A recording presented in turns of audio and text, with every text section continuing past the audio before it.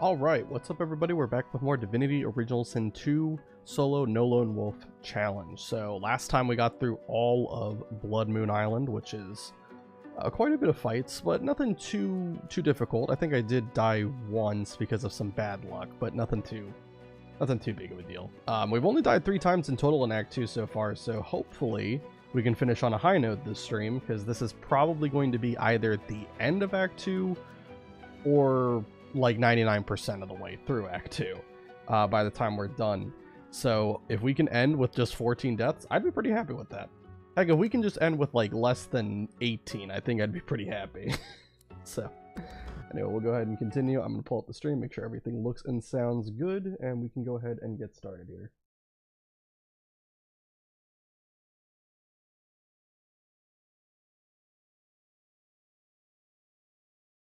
One second. That looks good. Dropped a little bit of frames, it looks like, at least what OBS is telling me. But that's fine. Okay. Yeah, everything looks good. Alright. So anyway, yeah, I think this was the last thing we did, was the lizard ambush fight. So pretty much the only thing we have left to do here is just take out all of these like merchants and stuff, but I'm gonna wait until I'm level 17 to do that. I want to see what they all have before we get to the Day of Reckoning for Act 2 and a min-max experience. For the most part, we've done like most of like the I keep saying most, I'm sorry, but there's we've done most of the fights that are just kind of out of the way. I think we just have Cloisterwood left. Because I know Blood Moon's, there was that one weird thing, and I couldn't figure out what was happening, where I couldn't talk to the spirit to get like the extra experience and close that quest. I'm not sure why that is, but some things in this game are a little bit buggy, so, you know, stuff like that's just gonna happen. Either way, I think we're gonna head over. I guess we'll teleport to the fields, and we'll work our way from there. Might be best to start from the east side.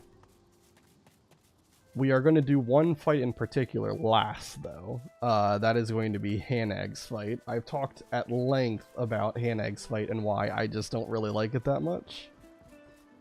But we will get to it eventually.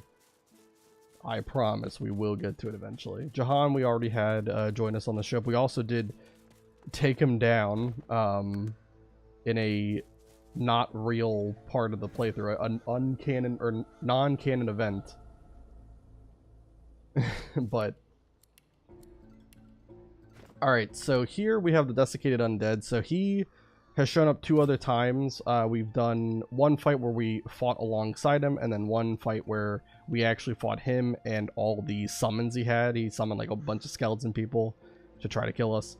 And now this is the final time we're going to fight him.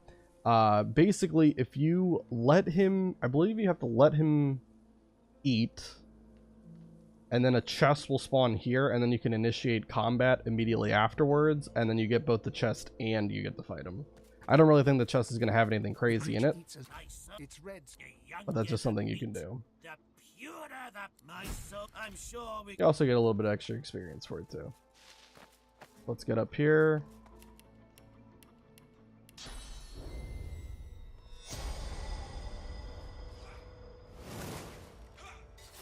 Wait for that chest to spawn in, and then attack him.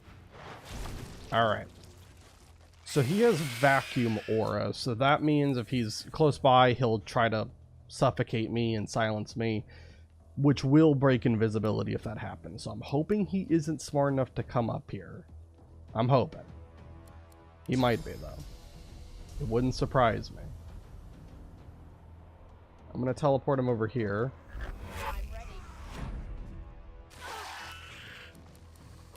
It looks like all of those have, what is it called? Retribution.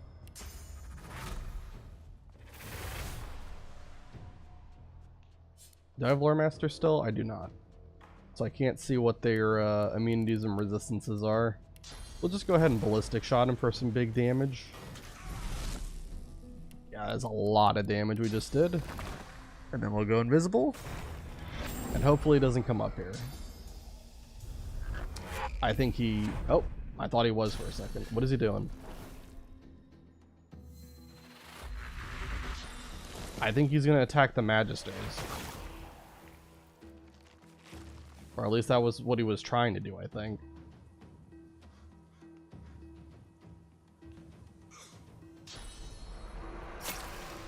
Right now he's just healing himself.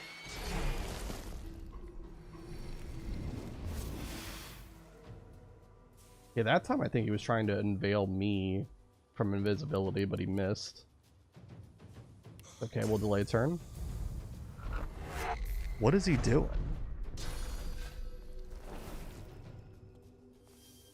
He's summoning another thing, alright. I don't know.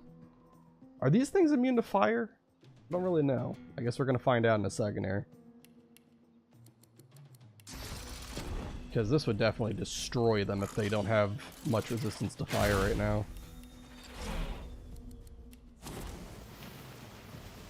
I don't think I can get all 4 of them in it. No, I can only get 3, but that should still be plenty. Very good. Alright, now we just gotta get him. I think he's trying to pick a fight with the Magisters over here, but obviously that's not successful because he hasn't actually attacked them. He just keeps summoning something next to them. Alright, let's go ahead and end this turn, and then all we gotta do, probably just 3 slowdown arrows would be enough. So 1, or maybe even 2 if we get another crit. Yep, 2 slowdown arrows. I love that. Alright, so we can also smash a soul jar too, but you don't get anything for it. But we got a fair amount of experience for all that. Gladly take it. We can also loot that box that is now going to be on the altar. Or actually, I guess the box didn't spawn. Either that or no, the box got broken by the trap. That's what happened. Okay, gotcha. All right. Well, I do need 1 extra source point. Oh, not the skill I was trying to use. Let's just recast that. Pretend that never happened. I need 1 more source point. Okay, so Hanag's fight is up ahead. We could do that right now, but I'm gonna wait because again, that's gonna be a whole thing. That's going to be a whole thing. But what I will do for right now, I'm going to head up here.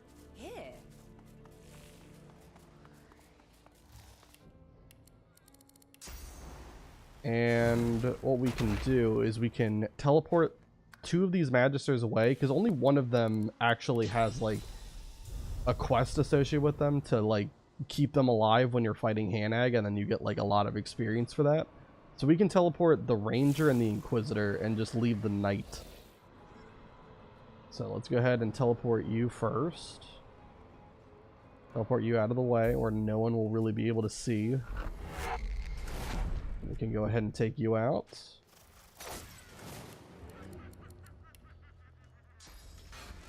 Like that. Perfect. We get 7,500 for that.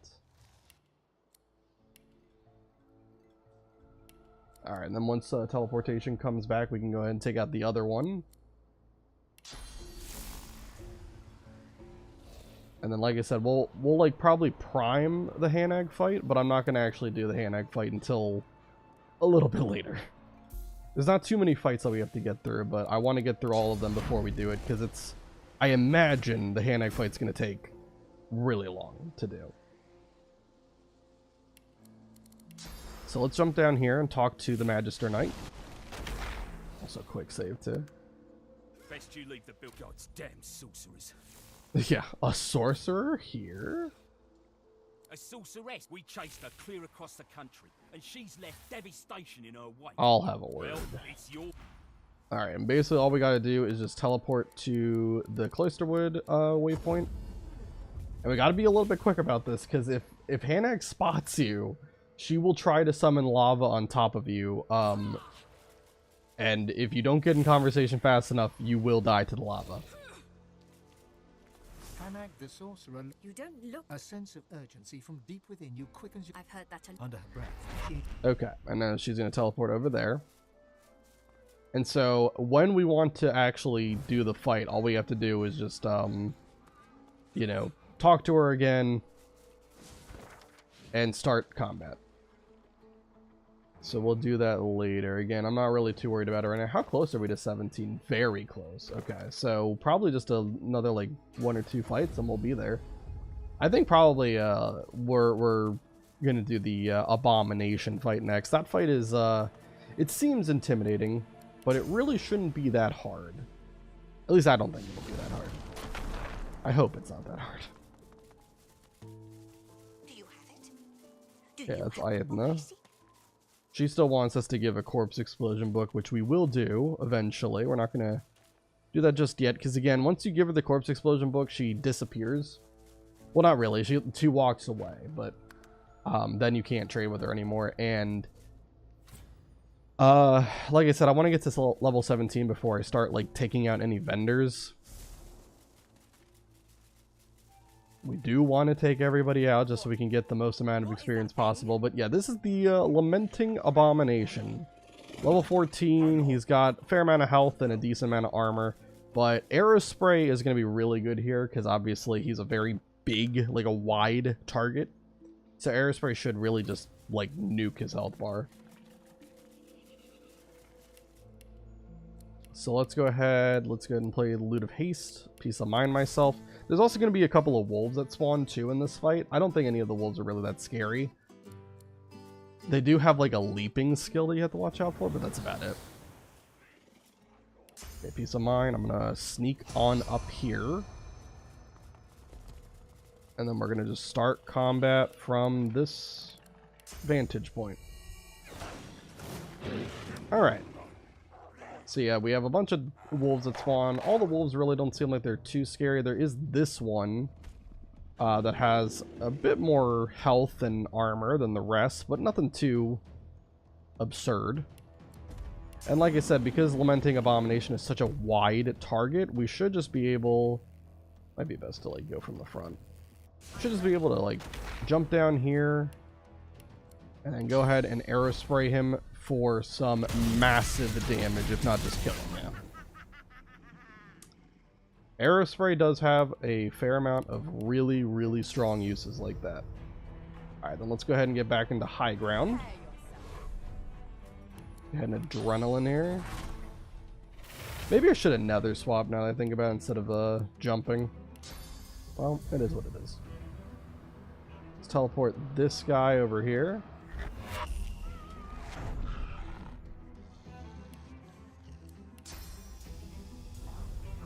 Oh, I can't nether swap the Lamenting Abomination. Alright, that's fine. I think I'll just recast Peace of Mind and go Chameleon Cloak, and then after the whole delay turn stuff, we'll go ahead and take out the wolves. This is not really that hard of a fight. Probably would be harder if I was doing it at a lower level, but because we're level 16, a lot of these fights are just not going to be a problem. They got that armor of his. Also made him go to sleep, but that doesn't really matter because he's just gonna wake up once I use some explosive traps. I forgot to put Lore Master back on, but I really should have done that. That's okay. It's not a big deal. Alright, let's go ahead and throw this down. And then blow it up. That probably will take out both of these guys. It does. That is also enough to get us to level 17 as well, so awesome news. Are there any, like, corpse just randomly down there? It doesn't look like it. Okay. That's fine. So what I could do, well... Yeah, let's try. Let's do 1, 2... 3, and then I guess 4, why not?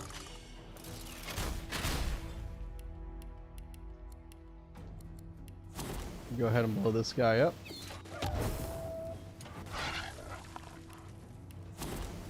I don't think this wolf is in combat, by the way. Just realized I don't think he's in combat. Alright, now, well, now he's dead. I could skin graft, but I think at this point we're kind of good. I don't think we need to worry about anything. Just go ahead and shoot this at him. And we even crit, so that kills him. Cool. Alright, yeah. Not a hard fight at all. Again, our build is really strong right now, and being like, you know, 3 levels over leveled for any fight really makes it a lot easier. Funnily enough, we actually get the Aerospray skill book after using Aerospray to take him out. But obviously I don't need it. Okay, and let's go ahead and just get our source points back. Just purge these 2 corpses, and then I guess we'll do... Are the bears closer? I think there's like a couple of bears that we can fight. Not the ones that we did near like the hive or the beehive earlier. That was like 3 streams ago, but there's another group of bears that you can also fight. Anyway, we've got some attribute points to spend. I think at this point we're just going to go all in on wits. The faster I get to 100% crit chance, the better. We have crit chance. We're going to go with Scoundrel as well. And then we don't get a talent for this level, but next level we should get our last talent point. Technically, you can get 1 other talent point, or you can also get infinite talent points with like the one glitch you can do. I think with the Devour Armor or whatever it is. But we're not doing that. We're not going to get any extra talent points. We're just going to rock with the, what is it, 5? Yeah, 5 that we're going to get from level ups.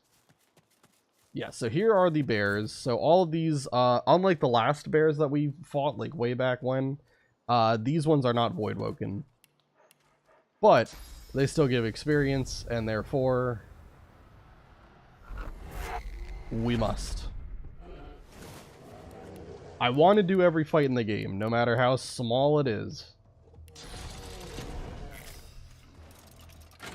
I feel like that adds a lot to the challenge if you're not shying away from any form of combat. Alright. Somehow, this petal lived.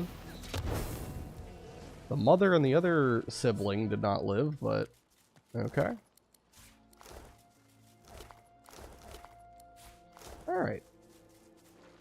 This is also where you would find like the blackroot plants and such for the ritual if you use the resources already, but obviously we just did the ritual all in one go, so it's not a big deal. Okay. So, also just trying to make sure that like I was like in frame all the way. For some reason I thought that it was like cut off for a second. It's alright. Alright. So let's head down here. Now this is a bit of a scary fight. A little bit if you don't know what to expect. And of course if he gets a turn. He's probably not even going to get a turn.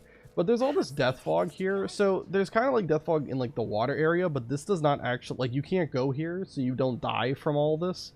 This death fog, which looks a little bit slightly different textured than the one in the water. This you can actually walk into and you do die if you are not an undead character immediately after inhaling it. And this ferryman here will offer you a boat ride, which can only be done if you have an undead character. If you don't have an undead character, you will die on the trip to Blood Moon Island. But this guy, when you get in a fight with him, the first thing he will do is if you do not have an undead character, he will try to teleport you into the death fog to instantly kill you. Again, it really shouldn't be a problem, though. I definitely should outspeed. I don't believe he has that high of an initiative stat. But just in case, I will peace of mind myself. He also doesn't really have that much health, either.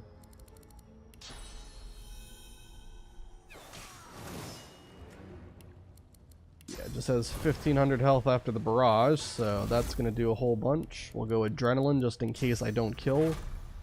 The only way I wouldn't kill is if I don't crit. But we did. And that is the ferryman. So yeah, not anything too scary. But if he does get a turn, he would try to teleport me into the death fog. And if I don't have like something like fortify up, which prevents you from being teleported, he will just straight up one-shot me. It's pretty crazy. There's one fight here. Is there any other fight that I'm missing? Other than Aithna and Hanag? I don't think so. This is going a lot quicker than I thought it would. But don't worry, when we get to Hanag, things will take a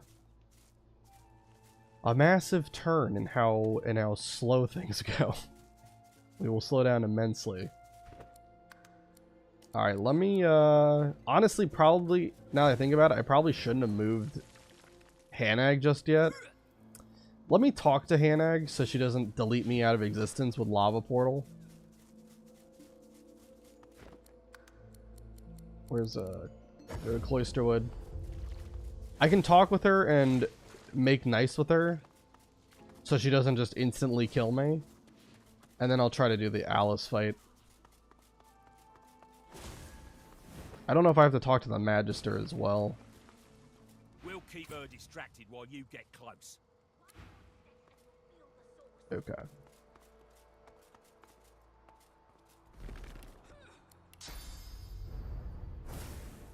Let me jump up.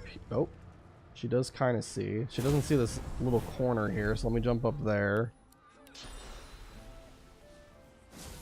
Once I have Cloak and Dagger on cooldown, we can go and just jump straight behind her or something.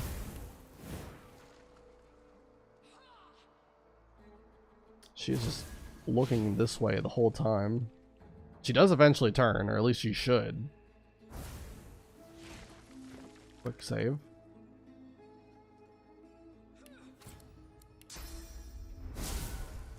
Alright, I'm gonna just jump down here. Just get as close as I can to her, and then quickly talk to her before she just deletes me. Fury twists her face. She looks haunted. She looks from... This is Magister trickery. You'll die for your lies. I don't think it matters which one of these you say, you just have to say one of them, and then she'll be Was in fine. safe? All right. Hit. Cool. So now she's not going to try to instantly kill me. At least not yet. That will be in due time.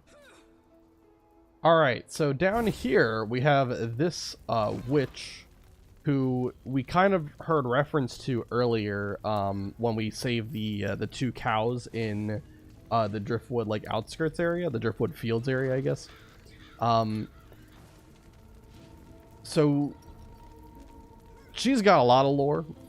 I'm not going to go into it. I think, as you can see, she's not exactly a very sane person or a reasonable one. If you talk to her, she rambles a lot about killing your shining lights. Hopefully that doesn't happen for me. I don't know how much... Here, you know what? I keep on saying I should put Lore Master back on, and then I never actually do it. Let me go back. Let me go and let me dump some points into Lore Master so I can see everyone's resistances and stuff. I can show you exactly what we're up against. I don't think this is going to be a hard fight because, again, we're pretty over-leveled for a lot of these fights. I didn't really mean to get so over-leveled when I went and did all this stuff. But it just sort of happened. For the most part, the reason why I wanted to wait to do I wanted to do like all of Cloisterwood all at once. And it's because of this fight that I wanted to wait as long as I did. And it's crazy because you look at Hanag and it says like level 13. This is not a level 13 fight like at all. If you do the maximum experience way of fighting it, it is a lot. Alright, so she is level 15. She's immune to fire. She's also immune to poison, warm, bleeding, disease, infected, slipping. She's undead, so she has immunity to poison as well. Weak to water, something to note. But yeah, she doesn't like her stats aren't like anything too crazy. Her initiative is 47, so she is relatively fast, but not fast enough. I think, what is our base initiative? Is that like 51 or something? Oh, it's 62. Never mind. Never mind. We're at 62 initiative, so we are fast. With Peace of Mind up, I think that means 71 initiative is what we've got. Yeah, that's a lot. So yeah, no way that they're gonna outspeed us. Anyway, they also have Pain Aura. So this is It doesn't say what it does. This says Alice Elysian died a painful, unfair death. A pain aura basically means if you are close enough to the character, and I think it's actually a pretty big range for the aura. I think it's like, you know, at least 10 meters, if not more. If you're close enough to Alice, she will do piercing damage to you every turn. It's quite a bit of piercing damage too. So that obviously will break invisibility if you're not careful. But it should be fine. Alright, let's quick save. Let's go ahead and loot of haste, peace of mind. Our bread and butter wombo combo to start combat. And then we'll go ahead and attack her. Now she moves around a lot, so it's kind of hard to actually get a shot in on her. It's probably going to be best if I try to hit her with a water arrow or something that has like AoE. There we go. Like that. Okay, so as you can see, we go first. She also, I think, has a lot of retribution, doesn't she? Retribution. Yeah, she has 10 retributions. So 50% of damage you do to her will get reflected at you. Which is why I already, like, almost have run out of magic armor. I had 650. Now I have 209. So you got to be careful about that. But these totems here actually do proc Executioner. So you can just do like this. And that will give you 2 extra AP. Basically refund you the attack, which is nice.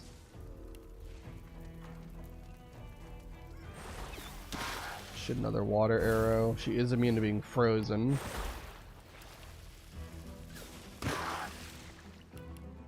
Honestly, I probably would be doing a lot better if I just used like ballistic shot or something. I just don't want to do too much damage because retribution is going to kind of screw things up.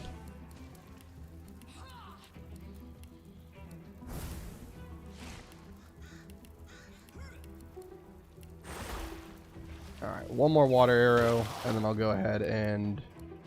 I think the only thing is the totems are probably just going to shoot her to heal her a whole bunch.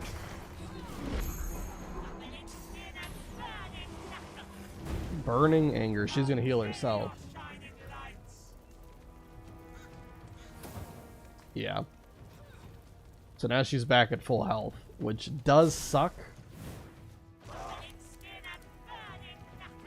So yeah, we're probably going to have to do physical damage because I'm just not doing enough with water arrows to take her out.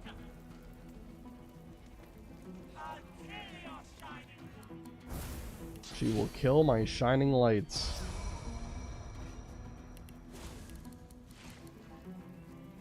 Alright, I'm going to go ahead and loot of healing myself just to give myself all my HP back. It's going to be the best way I can handle doing this fight without, like, just dying from retribution.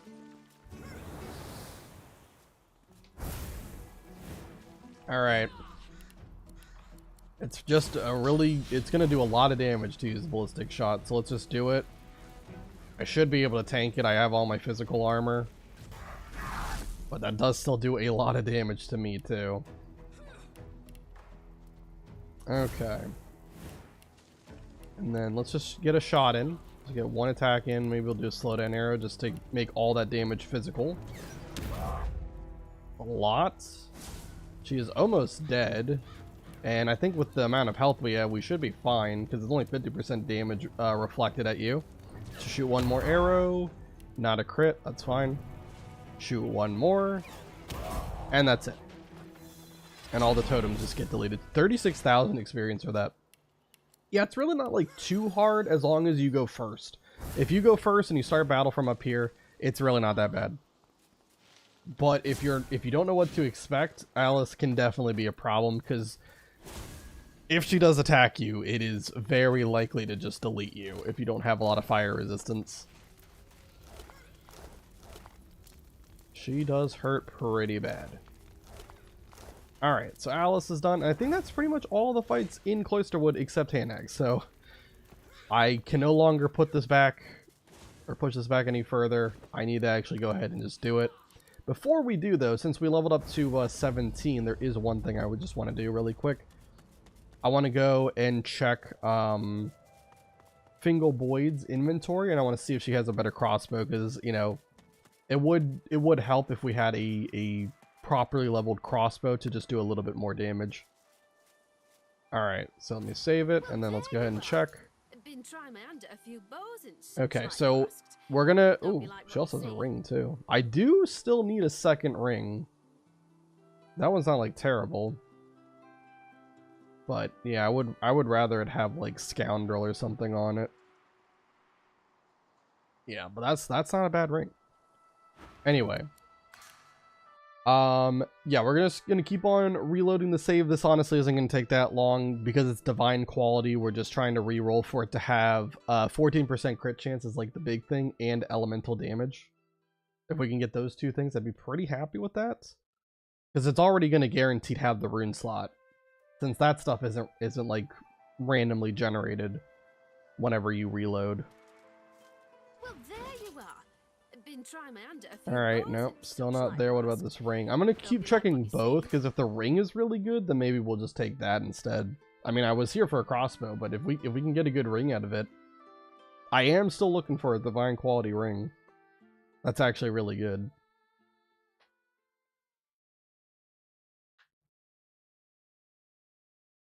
I mean, if it can be a ring that has 2 Aerothurge as well, that wouldn't be bad, because then I could take out that one, or the 2 points I have in Aerothurge to learn teleportation and other swap.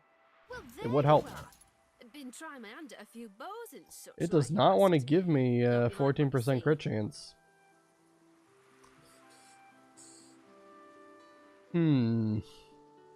I would lose 1 warfare, but I get 1 huntsman and 1 hydro.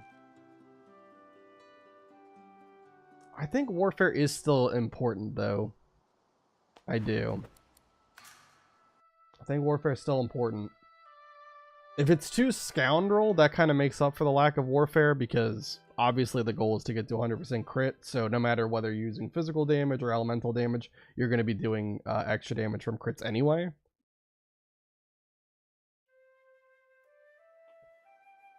But yeah, I think that ring is close. We've had 2 rings now that are kind of close to what I'm looking for, but not quite there. 10% crit. Come on now, don't be cheating me like that. I know it can have 14%. I've had like multiple crossbows that have 14% crit chance. These crossbows have been close like every time. They've been the elemental damage. Obviously, always have the rune slot, but then they just don't have the 14% crit chance I'm looking for. Like I said, with divine quality stuff, it shouldn't take that long because there's not that many things that can be re-rolled for a crossbow. Been trying my hand at a few bows and such like you But asked. it just really wants to be a Don't be hater. like what you see. The crit chance is just never showing up. We won't stick on this forever. If it doesn't want to happen on this refresh, we'll just wait until the next one. But I'll at least give it at least another 10 tries before we worry about that. I just want to be fully prepared for Hanag's fight. Now, I don't think Hanag's fight is going to be like that insanely ridiculous. At least I hope. Well, there you are. Been trying But my I hand at a don't few like the bows and fights. such like There you are asked. things that the fight Don't be like does what that you just see. I'm just not a fan of. I really wish it had Scoundrel on it still. Warfare is good, but I want Scoundrel to be on there somewhere. Yeah. But, the thing with Hanag's fight, so when you go into it, if you want to get the max amount of experience, when you reduce her health below a certain amount, she will basically sacrifice herself. And when that happens, it'll summon like a whole bunch of like, I think they're, I can't remember if they're called rift portals or void portals. It's one of the two. And out of each portal will spawn 3 more enemies. And the issue is that going early or going like first in turn order is actually kind of a bad thing. Because the enemies get spawned in after you, so they're able to like immediately take their turn. And they can do a whole lot of damage to you without you being able to have like any response. Like you can't take them out. Like normally with fights, you're able to go first, you're able to control the entire flow of battle. You know, if there's an enemy you're worried about, you can take them out or CC them before they get to do anything, right? But this is an exception. You're not actually able to do that. So you have to try your best to keep yourself alive, Well, there you are. as well Been as trying my hand deal at a with few every bows single and such obstacle like the game's gonna last. throw at you, Hope you like what you see. which can be a lot. And I cannot understand why this crossbow just doesn't want to have 14% crit chance on it. It's actually insane. If anything, we'll just buy these cursed fire arrows and just call it. So it's a weird fight. Like I have problem with it because, first of all, Hanag herself will re-summon herself like after the second or third turn, and as is with the rift portals, Been trying my hand at a few bows she's and gonna such get like a last. turn immediately, Hope you like what you see. and she has the summon lava portal skill, which instantly kills you, right, if you don't have enough fire resistance. So it's just a kind of lame fight because it breaks a lot of the rules with Divinity, where the person who goes first is supposed to, you know, actually go first. But because of how the spawns in this fight work, you're not actually able to take advantage of going first. Been trying my hand at a few bows and such So yeah, like I said, it's a weird Hope you one. like what you see. But we'll get through it. We'll get through it. It's not going to be that big of a deal. I'm pretty confident we'll be fine. I'm going to give this 3 more reloads. It either happens or it doesn't. But this is just insane. Again, divine quality, you're guaranteed like 5 different passives, and there's not that many things that a crossbow can get, but yet for whatever reason it just doesn't want to have 14% crit chance on it.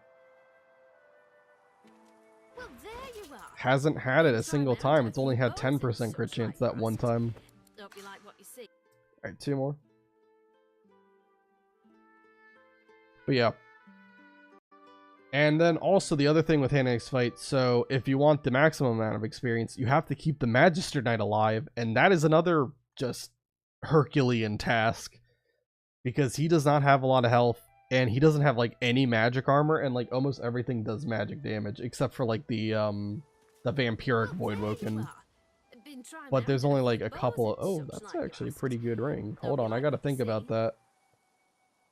The 2 Scoundrel kind of makes up for losing 1 Warfare and 1 Pyro. You still get 1 Pyro out of it. And you get 1 Arrow. Yeah, I think that's a pretty good ring. I'll take that ring. And again, we get another 10% crit chance crossbow. I don't know why it wants to be such a hater today. Not give me the what I'm looking for. So we'll take these curse fire arrows, some freezing arrows, explosive arrows. I'm not gonna buy all of them, just the ones that I don't really have a lot of at the moment. Time to Divinity Original Sinew. Yes, the DDoS attack. How you doing, Doctor? You are just in time to see me take on one of the hardest fights in Act 2. I would say it is the hardest fight in Act 2. Alright. Just wanted to get some new equipment, and that ring that we got is really darn good. This one, yeah. Let me head back to Lady Vengeance really quick. I'm going to take out 1 point of Arrow Thurge, because now I can still meet the requirements for teleportation and Nether Swap without having 2 points invested. I just need 1. A perfect time for DDoS then. Oh man. It's gonna be an experience. I'm hoping it's not gonna be anything too terrible. What did I say I was gonna take it out of? Arrow Thurge, yeah. Alright, and then we'll put that into Scoundrel. We are at 16 Scoundrel right now, so we're doing a lot of damage when we crit. Okay, so before we do anything, let's go to Driftwood Square. I'm gonna grab the Farsight book. Oh, there it is. And then let me just learn that really quick. Where's the book? Oh, I already had a Farsight book. Alright, I just wasted some money. That's fine. We have like infinite of it. Alright. So, I'm also going to need an ornate chest. Which I can probably get from this dig spot, valuable over here. I think I just need 1. I am gonna need this. Nothing important in it. It's alright that we're carrying too much. I just gotta set some stuff up for this fight, because I gotta keep this one guy alive, and it is so hard to do that. So I'm gonna try my best. We'll see if it works. So where's the ornate chest? Is up here. We're gonna throw this down right in front of these vines here. Basically what I'm trying to do, I want to block this the vines. Yeah, good. And I want to teleport him on top of this platform so he's stuck up here. And then the hope is that the enemies just won't attack him. They might, but I'm hoping they don't. I might, you know what? I might also want to block this off too so that they can't get through here. That might be a good idea as well. Where's another chest? Let me go up to the blue pyramid, I think. Should be a chest right there. So let's grab that. Head back to Cloisterwood. I got a bedroll so I can actually move. Bozo, you died one more time. To be fair, that death that happened last stream was crazy unlucky. I was doing the black ring fight around the ancestor tree, and 2 times they unveiled my invisibility by sheer luck with silencing stare. It was absurd. That was really unlucky. Most of the deaths... Oh. You cannot block this with just one charge. Okay, I'm gonna need 2 then. Most of the fights, I'll admit, it completely skill issue for me. And there's skill issue in the God Thing chat right there. The other 13 deaths, I'll take that on the chin. That was totally me being bad. But that one, I want no fault. Because that was actually stupid what was happening. They just knew.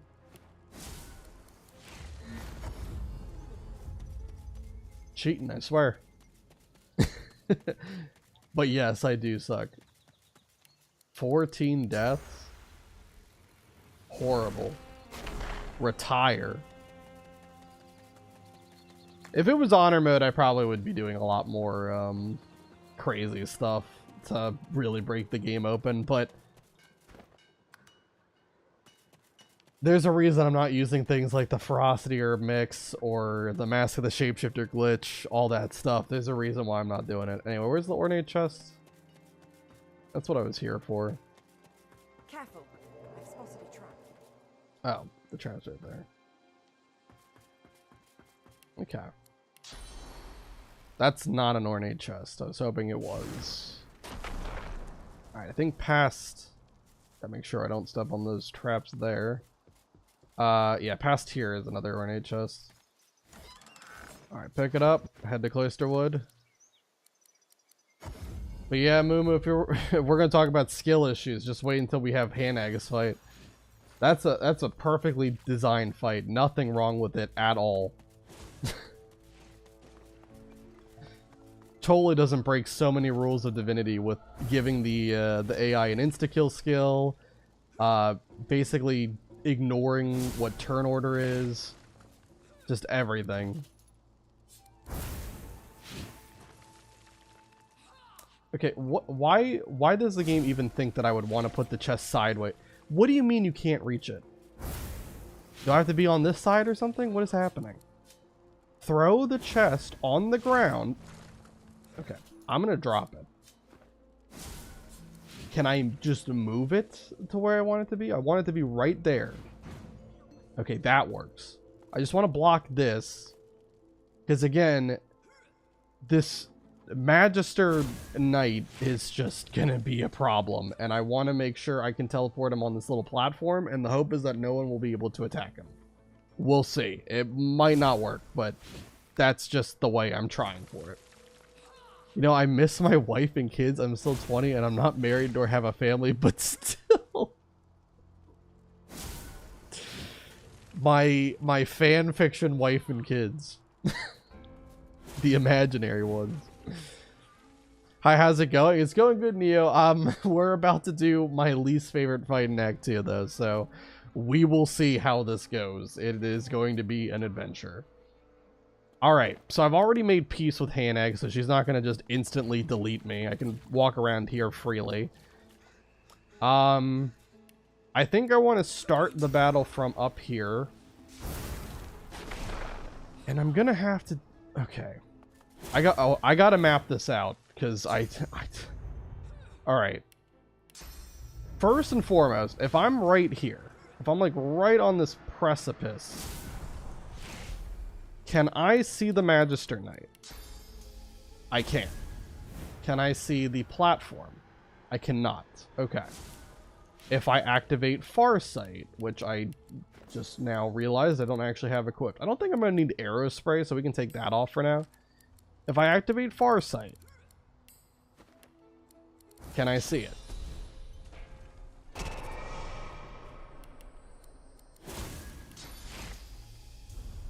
I cannot. Double check. Sometimes there is like a pixel that you can teleport on.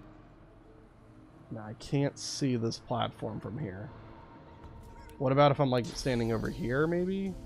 Well, now I don't have Farsight anymore.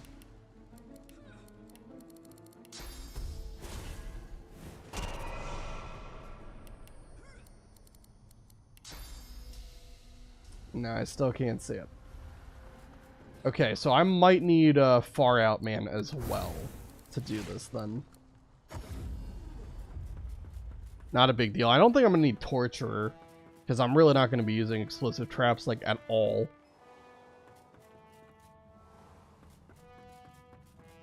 Well, not at all, but just not a lot. So let's put take off Torturer. I'm gonna go ahead and we'll put on what did I already say? Far Out Man, yeah. Get lost in my own brain. I predict 4 deaths. I don't know if I'm gonna really be dying a lot. It's mostly gonna be whether or not the Magister Knight dies. I mean, I might die. It's totally possible, but I think what's more likely to happen that's gonna cause me to reset is if the Magister Knight dies. Because I need him to stay alive so I get more experience for the quest. I lose my honor mode playthrough yesterday. Oh my gosh, what happened? What act was it? What fight got ya? Was it a solo run too, or was this like a full party of people? Something must have gone really wrong.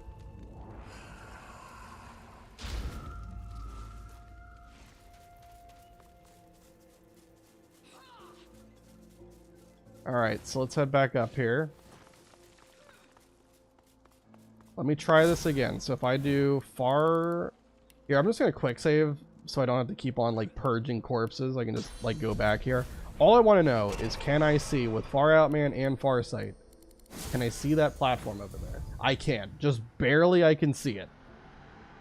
Alright, perfect. So then I can teleport him over to that if I'm standing right on this like very corner of the platform. Okay. Great news. Let's go ahead and quick load then so I don't have to purge anything. And then yeah, we'll just... So we're going to start combat from up on that platform. Then I'm going to jump down, Farsight myself, teleport the knight onto that platform, and hopefully everything will go well. We'll see. The problem is, the reason why I can't teleport him immediately, like right now, is if you teleport him before combat starts, he will just poof back to where he was.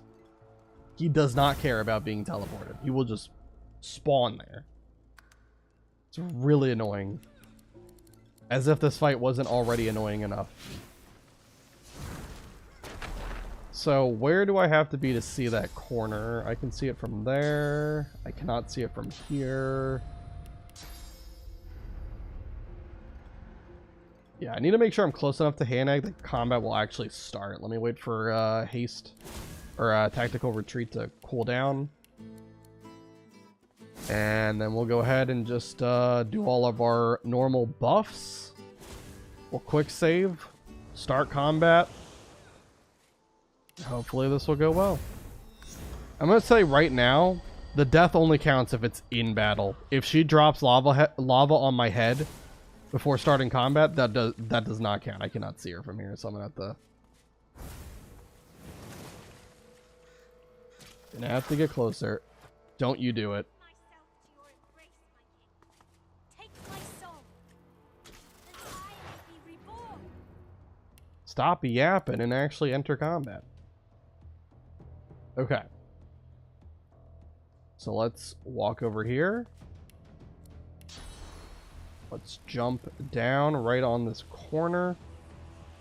Solo run, I was trying a full Geomancer build that deflect my own spells. I used Venom Wave to be immune to my own damage, but somehow I forgot to use it and kill myself with a double Fossil Strike. Oh no. Those are the kind of things that always get me. I make one slight mistake and it just costs me the whole thing. It's usually how it goes. I feel you. Should I adrenaline so I can jump back up on that platform?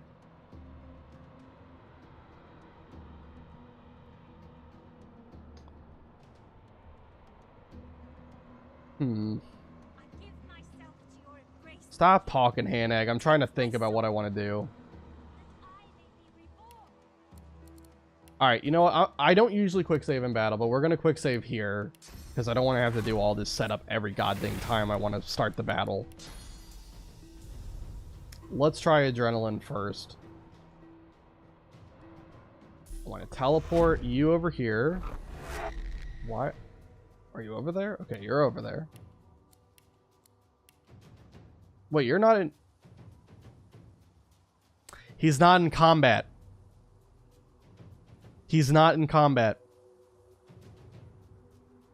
And like I said, when he's not in combat, he just poofs back here. Alright.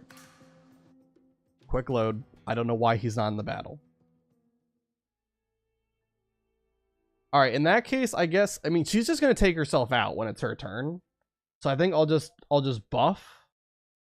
With Loot of Haste and Peace of Mind, just reset both of those things. And then, when she takes herself out and summons the Void Portals, that should have him roped into battle. So, Loot of Haste, Peace of Mind. Now I'm thinking what build I'm going to play in the early game, but I don't find anything that I haven't tried or seems fine to me. Have you done Master of Sparks or Spark Master build? That's fun, but you probably have. It's a pretty relatively common one. Embrace, my king. Take my soul, That's one of my favorites for Act 1. be reborn.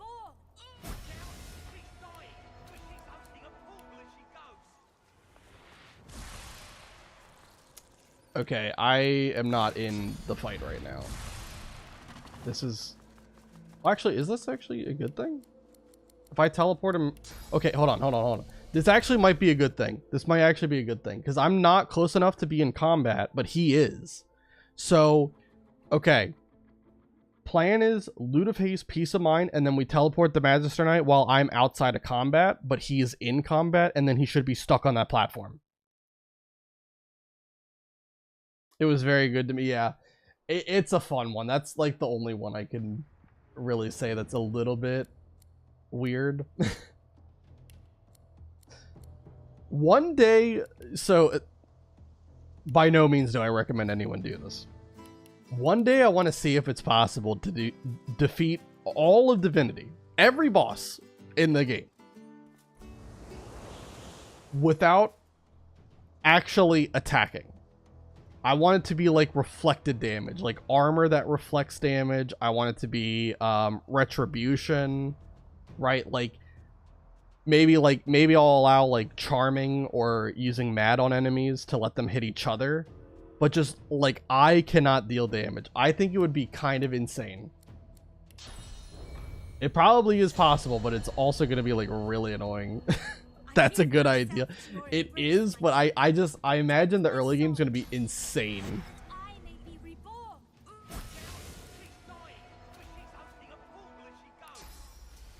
Alright, wait for him to get in combat here. I don't know if he's in... I mean, he's not crouched, so I'm assuming he's in combat.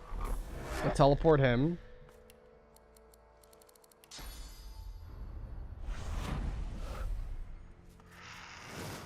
Okay, so he's in combat. Perfect. Now, the only sucky thing is I'm also in combat now, and I'm going to get, like, just attacked a whole bunch by these guys. Or at least, I guess it's just one. Only one of them's here. Okay. So, first things first, what I want to do with Hanag right now. She is going to revive herself, and that's going to be really bad news for me. I'm going to nether swap her all the way over here, so that when she revives, she's not in combat, because I do not want her dropping lava on my brain. I want her out of the goddamn picture. Alright, now you... What are we going to do about you?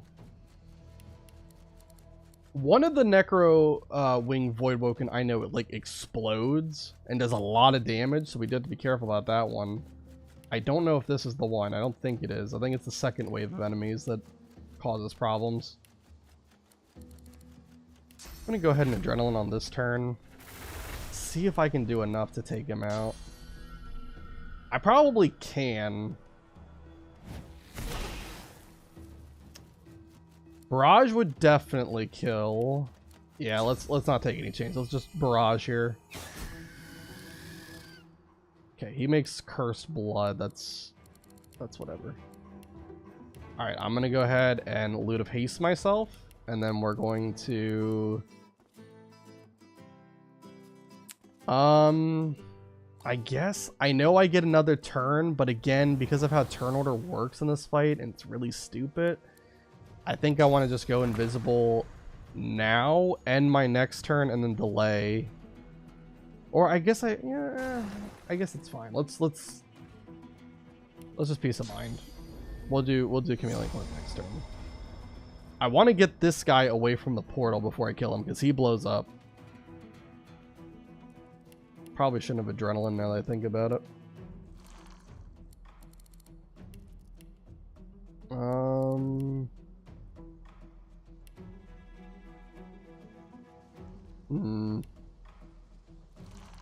I don't really have anything that I need to do right now. I guess we'll just do Loot of Blessing. Loot of Blessing, and then I'll go Chameleon Cloak.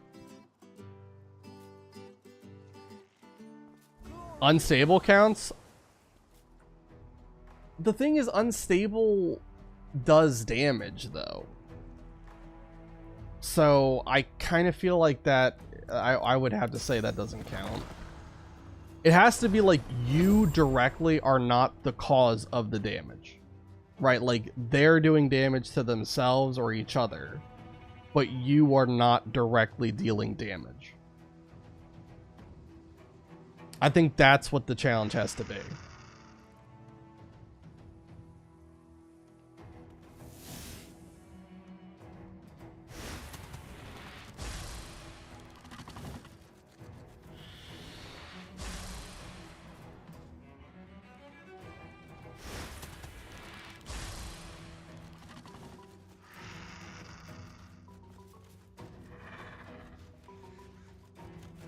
Alright, they're all coming. Oh lord, they are coming. We're gonna end this turn. She should revive soon. You'll know she's revived once, like, you don't see those shackles anymore over in the background. But when she spawns in, she shouldn't be in combat. Alright, so it does seem to be working, this whole, like, you know, make a wall. Does seem to be working. There is one way they could hit him, and I'm hoping they don't know how that works. We'll see.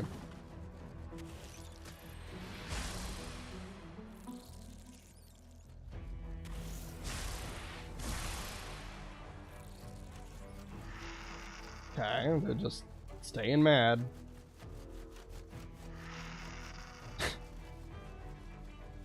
This is actually going surprisingly well. They're all grouping up, which is exactly what I wanted to see.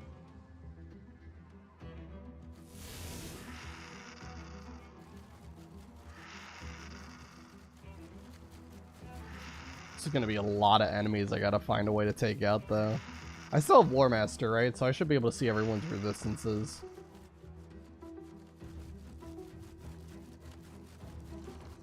Because I don't know if any of them are immune to fire or not. There's probably at least one or two that are immune to fire. And again, I gotta be careful because I think one of them, when they blow up, they do a lot of fire damage. I think it might be either the one that's right next to her spirit or the one that's right next to me. I can't... But I don't think it would hit me from up here. I don't know. Maybe I'm wrong. Okay, so Hanag is there. So she's Hanag Reborn. Again, not really that scary of an enemy, but she like instantly gets a turn and then can drop lava on your head. It's really obnoxious. Alright, let's see what these guys are... yeah, so they're immune to fire. Are all of them immune to fire, or is it just some of them? All of them seem to be immune to fire, but they are weak to poison. These guys are weak to fire. And obviously these guys don't have any resistance to fire, so that's good. I want all the enemies to spawn out of these void rifts, so we're gonna leave them here. Alright, so I definitely think we should take out these guys first, and then probably the vampiric ones. I think that's probably the way to do it.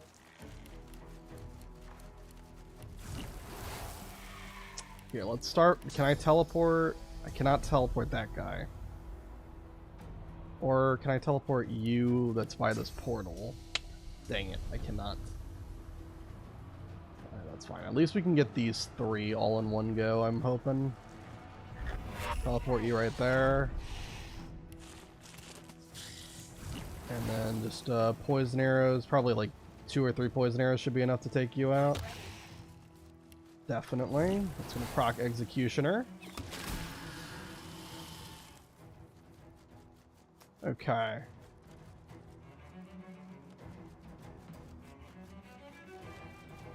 Let me think. What do we want to do here? I think I might nether swap you with one of these guys. And then let's end this turn. Okay, and then on this one, we'll go ahead and deploy. Do I need to deploy mass traps? I might, because they do have quite a bit of magic armor. Let's go ahead. Make sure I don't hit myself with this. I'm hoping this is not going to hit me. I don't think it will. I think 2 traps would be enough, but just in case, I'm going to go 3. And then the last trap I guess we can put over here because these guys are weak to fire. Might as well.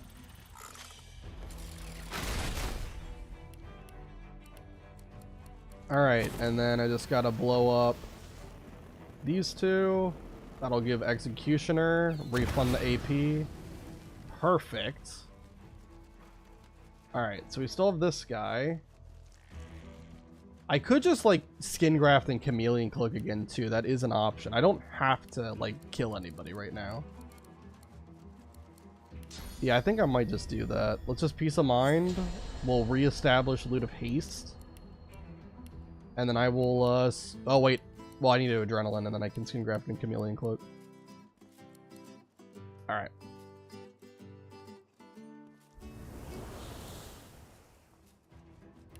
So yeah, adrenaline. Skin graft. And then I don't need to restab. Well, I might as well use it since I have extra AP to spend. We'll do Loot of Blessing and then Chameleon Cloak. And I think there's only one more enemy that's going to spawn out of both these rifts, which is going to be like the Void Flayer enemies. And they don't have any like special jumping skills or anything, so I think we're going to be kind of good from here.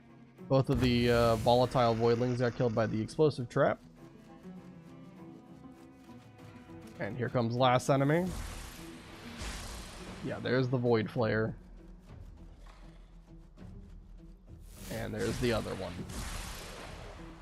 Alright, so now I don't have to worry about destroying the rifts. I believe the rifts are immune to most damage. Or at least no, maybe they're immune to physical. Is it that they're immune to physical? I can't remember how they work. But they actually can be damaged and you can break them before they actually finish spawning all the enemies. Alright, I'm just going to end this turn. We're going to delay the next. And the hope is this fight is going to go really well, which is surprising. I didn't think this fight would go as well as it did. I'm going to be honest. I was dreading this fight. I thought we were going to have to reload a couple of times from the Magister Knight. So what I was worried about, I thought maybe there was a chance that these Necrowing Voidwoken were going to jump on this platform here. And then they were going to be able to see him from up here. Because I'm pretty sure you can see from the back of the platform. I can check in just a second.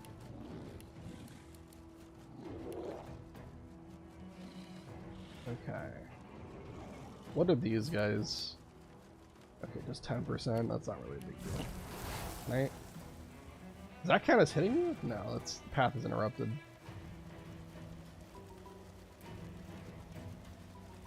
Trying to see if I could do it. Wait. They're highlighted as if I am hitting them.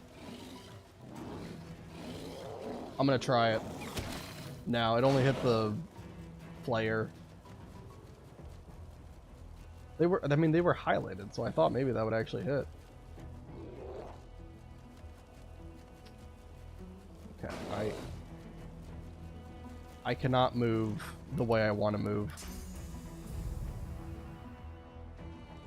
Right, just move here, I guess, and then teleport. How do you not see him?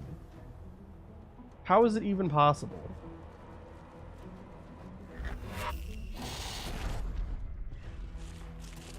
Okay.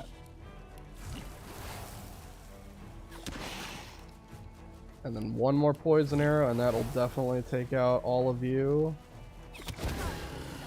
There we go. Alright, and now it's just, what, 2 volatile? Yeah, 2 volatile voidlings and the void flare. Let's take out the void flare first.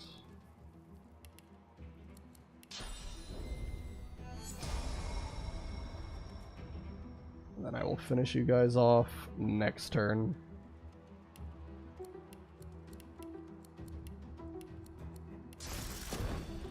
Yeah, explosive trap doesn't have that much range. That's okay. We'll just go 1 and 2. And now the only thing left to do, let's quick save before anything stupid happens. Magister Knight, what are you doing? No, no, no, no, no, no, no, no, no. I know exactly what you're doing. I gotta beat him to the punch. I gotta beat him to the punch. He's trying to go over there and take on Hanag by himself. Look at him. He was walking over in that direction. Alright, let me take out Hanag for you. Okay, now all I've got to do is talk to him. And I should get the experience for this. 56,000 for keeping the Magister Knight alive. It definitely is worth it for the experience, but it's hard as heck. You saw the amount of hoops I had to jump through, because the problem is, like, doesn't matter what the loot is. The problem is he has no magic. I cannot fathom how they designed there to be a quest to keep this guy alive, and he has no magic armor in a fight where everything is setting everyone on fire. All of these guys, you know, either explode when they die, or they use like a whole bunch of necrofire spam. How do they make you have to guard this guy and he has no magic armor? It's just criminal. Actually criminal. Alright, now that we've got the reward for keeping him alive, of course, like we do with most NPCs that no longer have a use. I don't know why that didn't start a battle with him. Actually shocked. Okay, alright, well he's just gonna be stupid. He finally entered combat when he's at like 100 health left. Okay, so finally Hanag is dead, and that is actually incredible. At least he doesn't run through the frames like Gwydion. Oh my lord. I did have one time where when I did this fight, Hanag, I did not teleport over here. I just had Hanag respawn right here so I could take her out. And she dropped lava, I think, on one of the Necrowing Voidwoken to heal them. And when the fight ended, the Magister, you know, teleported over here and ran over towards Hanag like he's supposed to, right? And he walked right into the fire, or right into the lava, rather, and died. And so I had to redo the whole fight again. That did happen one time. It sucked.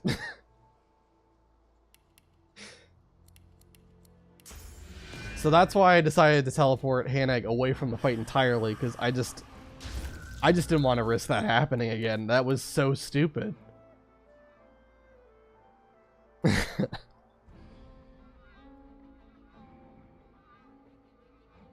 It is actually absurd that the AI is as stupid as they are. One track mind. Or terrain transmutation, the lava. Oh my god, terrain transmutation is really fun. But that would kind of, for me, it would be like too close to being like, you know, a cheesy way of winning fights, which is why I'm not using it. But it is a funny skill, absolutely. Anytime that lava's in the picture, it's a good time. Alright, why can't I reach? What happened? Doesn't really seem like they have anything important on them. I'm gonna quick save again, just in case something stupid happens. Like there's like a small pixel of lava that I'm not seeing that just takes me out immediately.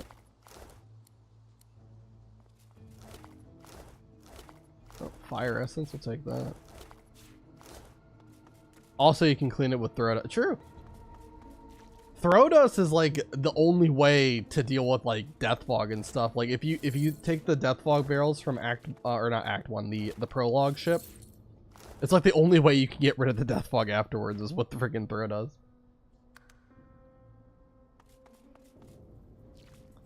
But there's some weird stuff that happens. Like a lot of times, at least for me, when I've used throw dust to get rid of like either a surface or a cloud, sometimes there's like a pixel of it and you can't see it anywhere, but if you step there, you die. It's happened a couple of times with me.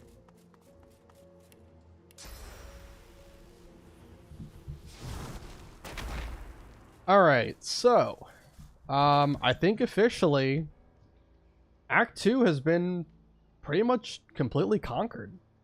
We've done every important fight in Act 2. There's really just nothing left to do other than to do the cleanup, which is going to be, I'm going to go around and take out all the vendors just to get even more experience. It's not going to be that much, but, you know, might as well. So currently we're like 20% of the way to the next level up. But yeah, we're going to end Act 2 at about level 17, so we'll be moving on to Act 3. Probably we might get to it in this stream. I don't know how long it's going to take to do all the cleanup stuff, but pretty exciting. It happens to me, 1 millimeter of death. Yeah, death fog, I don't know. Me and death fog don't mix. Have you heard any news? The death fog barrel I liked to use against like the Dallas fight in Fort Joy, but then I always still managed to die to it anyway. Even after being really careful. Why did I go this way? I don't need to go this way. I think we cleared out the house over here with all the Magisters in it. I think we did that, right?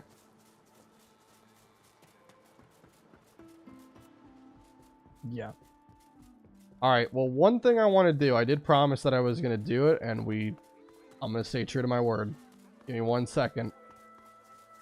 I just need to buy, unless I already have a scoundrel. I do have a regular scoundrel book. Perfect. Alright. Just going to combine this and this together. That doesn't work. How do you make mass sabotage? I thought it was Huntsman and Scoundrel. Is it Pyro and Scoundrel or something?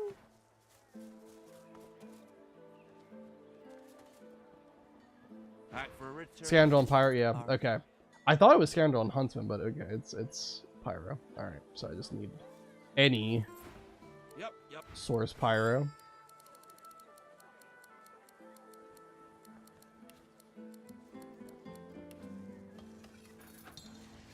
Alright, mass sabotage. Gonna go ahead and learn that really quick. I'm gonna take off Farsight for a second. I also need to put Aerospray back on eventually. But for now, we're not gonna worry about it. So, is that considered... It is a pyro skill. Okay. Alright. Does it say how much damage it does? That's kind of crazy. Alright, that's alright. So first of all, let's see if they have anything important on them before we do this. The strength-based chest piece, that's not going to be worth my time. Buy all these arrows off of them. Yeah. Oh, also I can buy challenge. I have been meaning to do that. Where is that at? Challenge, there we go.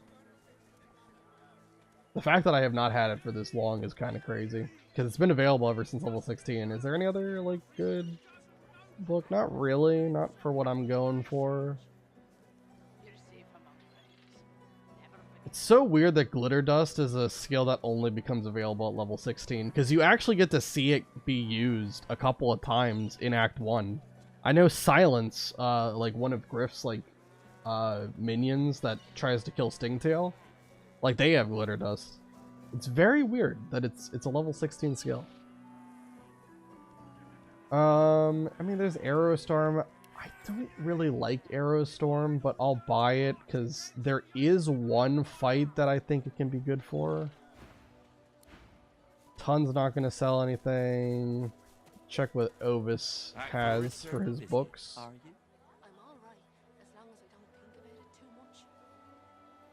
I think all that is fine. We already have Nether Swap and Teleportation. I think I already have Fortify and Worm Tremor. I know Worm Tremor I have.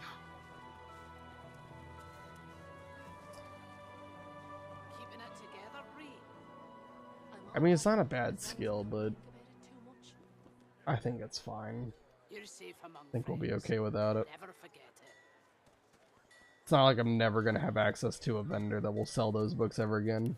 Apotheosis, I might use, I might not. We'll kind of see. I'm not really using too many, like, high-cost source skills. For the most part, I'm just using, like, one source point kind of skills, like, you know, Aerospray and Deploy Mass Trap and Skin Graft.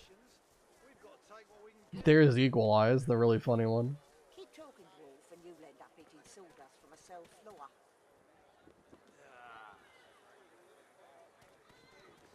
It does the damage that arrow... Does the damage that arrow tooltips plus buffs. So, like, it's as if I shot the arrow at them. That's how much damage it does. That's interesting. If you dip with elemental arrows, you also dip sabotage. Oh, really? Okay. I don't like Apotheosis so much. It is one of the best skills in the game, though. It's very broken. It's very broken with, like, a Blood Mage especially. Like, Bloodstorm, Grasp of the Star, Wombo combo. But I just don't think I'm going to use it for this build because I'm not using too many high source point cost stuff. Yep. Alright, then Bree, I think you're just going to have, like, what? Yeah, Necro Summoning and Hydra books. I don't really think there's anything here. Like, I never did get, like, Living on the Edge. I just don't really think I care that much about it. Usually, if your armor is broken, you're just dead. So, I just don't think it's going to be a big deal. And then Summoning really doesn't have a lot of great stuff in it.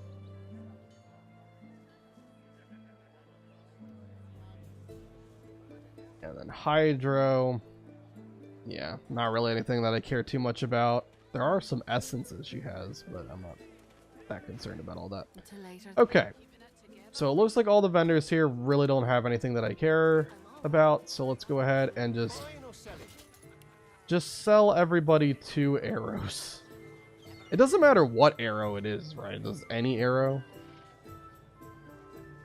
Let's do one that's like easier to make then. I guess we'll do like poison arrows.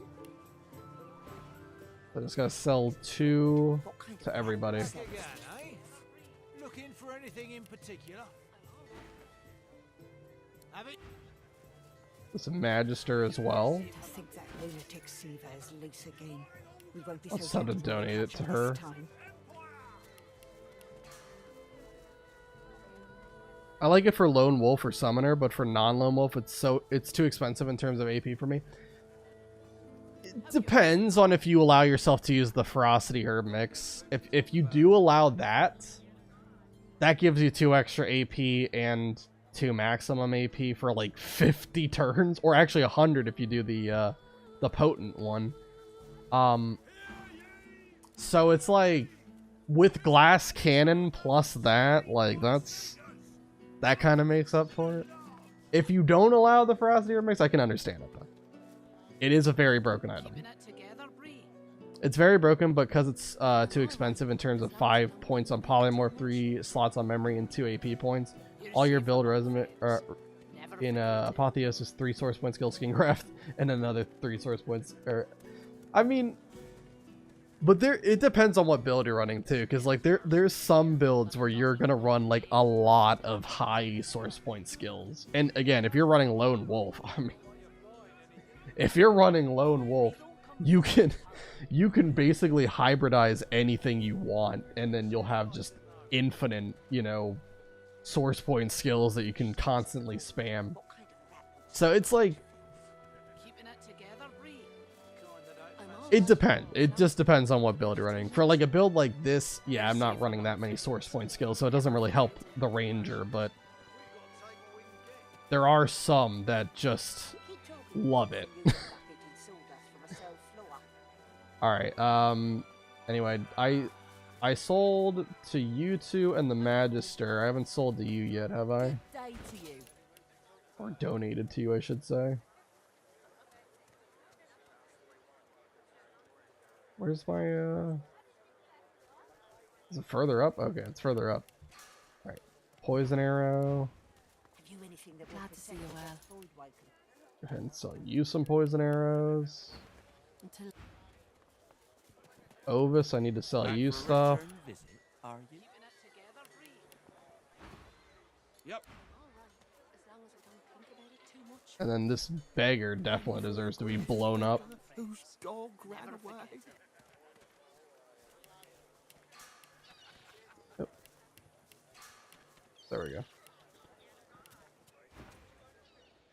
God damn it. Tell him to get a That was job. No, you wouldn't do that, would you? Oh, yes. All the money. That's your luck. Go on then. Did he actually? He didn't give me all of his money. He still has 15. That goddamn scumbag. Now it's worthy of death. Let's do the town crier as well. Oh, I can't sell to the town crier. Okay. More humans. Just what we needed. Okay. We got racism in Divinity. Is nowhere safe. Okay. So what's the range on it? Okay. So I don't think I'm going to be able to blow up like everyone. But I can definitely get a lot of people with this. Let's try to wait a little bit until the Magister gets closer. And then I'll start combat by teleporting Ovis, I guess. Okay. So do I have to not be, like, I have to probably be far away from the explosion, right? Or else they're just gonna blast me. Alright, well, let's see. Mass sabotage.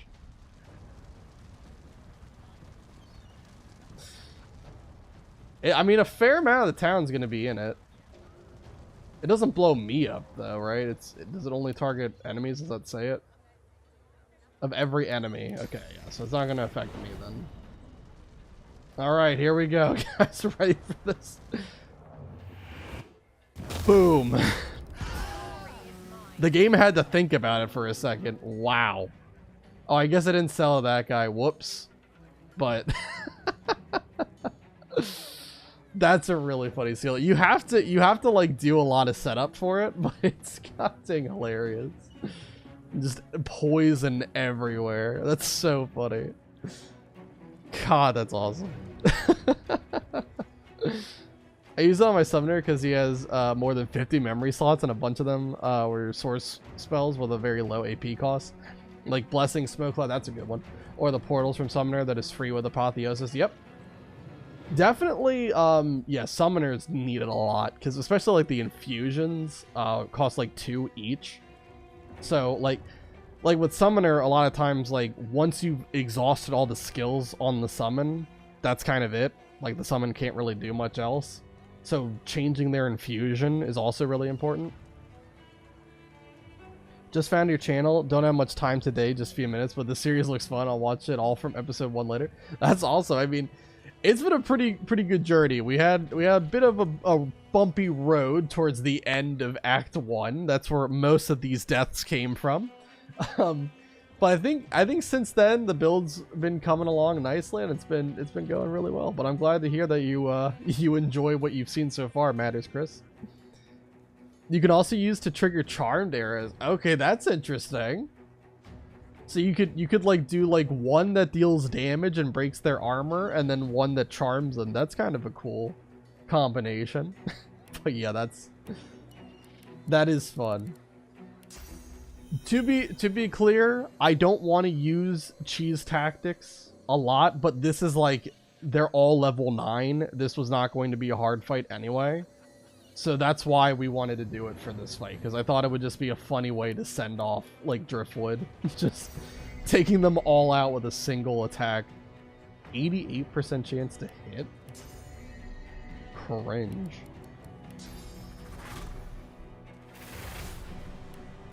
Honestly, we're killing most of these guys just for the love of the game, because like, honestly, they're really not worth that much experience. That one was only worth 1,000. And I don't think this guy's gonna be worth anything. Nope. Let's go Chameleon Cloak. There's still, it looks like 6 enemies left in here. One of them's a or no, 2 of them are Magisters, and then the rest of them are just like the townsfolk. That Silent Monk is not in combat. There's this guy like back here. He's not in combat for some reason. Yeah, let's try to move over closer to them. And I'll even chloroform one of them. You only have 27 magic armor. I cannot throw it that far. But I can get this guy. Get all of his magic armor taken out. Then they wake him up. Did they wake him up with Barrage? Why wouldn't you just do a regular arrow? Barrage does significantly more than just a basic arrow. That's a really rude awakening.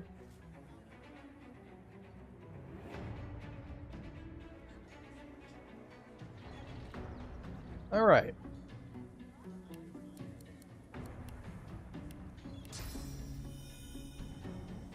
Let's do Barrage to take out you.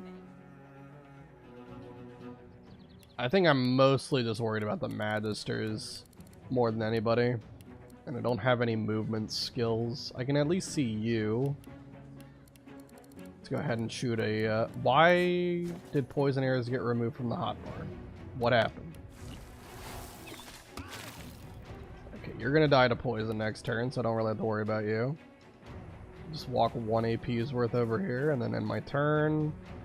Alright, now I can see you. You don't have a lot of physical armor. Sky Shot, if it crits, will take you out. Perfect. We'll shoot 2 arrows at you. Alright, then let everybody else come to me. For the most part, these guys are not going to do like any damage. They're all just walking around with their bare fists. They've got Poison Dart, apparently. Okay, sure.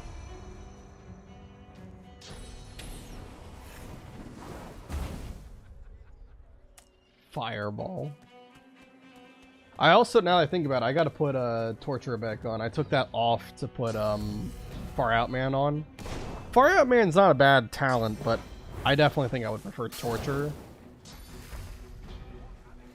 Because if you like burn through someone's armor, you lower their fire resistance. Which means I will do more damage with my explosive traps. You know what? Speaking of explosive traps, well, it's gonna scale with their pyro stat if they blow it up, so it's not gonna do like anything, I don't think. So never mind, let's not do that. Let's teleport you over here. Just group you two up like that. And then this poison arrow, even if it doesn't crit, it should still kill. Perfect. Alright. Can just barely see over that. It's just this guy left, Halder. I have a discussion on Reddit with a guy that says bigger and better is better talent than Far Out Man.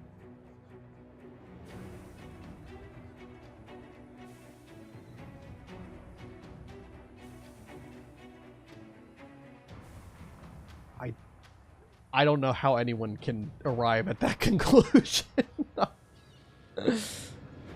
I don't know how anyone can arrive to that conclusion. I'm gonna be completely honest. That's actually absurd. That's actually absurd. Bigger and better is 2 attribute points. I mean, even if you're playing like Lone Wolf, and if you're playing on Lone Wolf, by the time you're like level 14, you're gonna have like, you know, multiple stats either close to or completely maxed out, right? Like, no. Yeah, Far Out Man is definitely better. So it's like, I would say Far Out Man's probably like in the high B tier for me for talents. The bull is just like standing here because it was freaking out, I think. I don't think the bulls have any experience, but everything in Driftwood must die. No survivors, no witnesses, no nothing. Only Slingshot or Stench are worse than Bigger and Better. Well, I will say, like, Bigger and Better is not, like, useless. It's not, like, the worst talent you could go for. You know? Isn't there one talent that just, like, increases resistance and then, like, increases fire resistance and lowers water? And then there's another one that does vice versa. That one's also kind of whatever.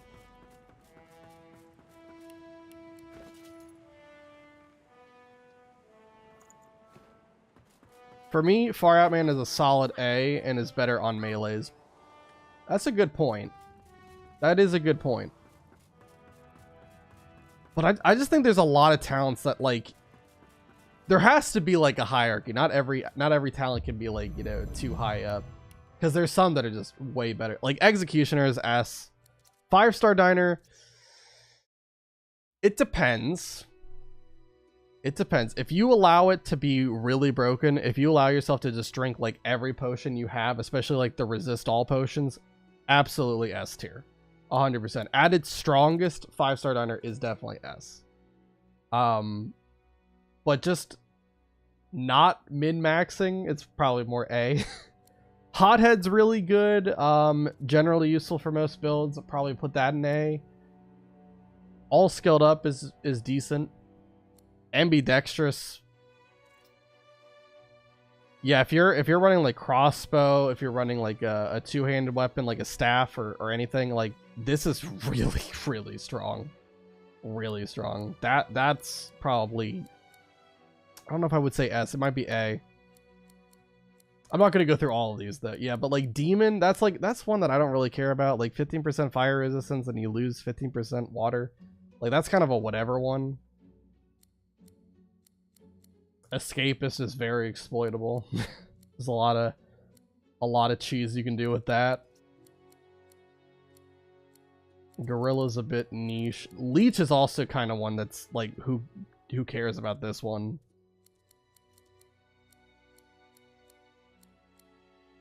Yeah. And then there's Slingshot and Stench right next to each other. God dang.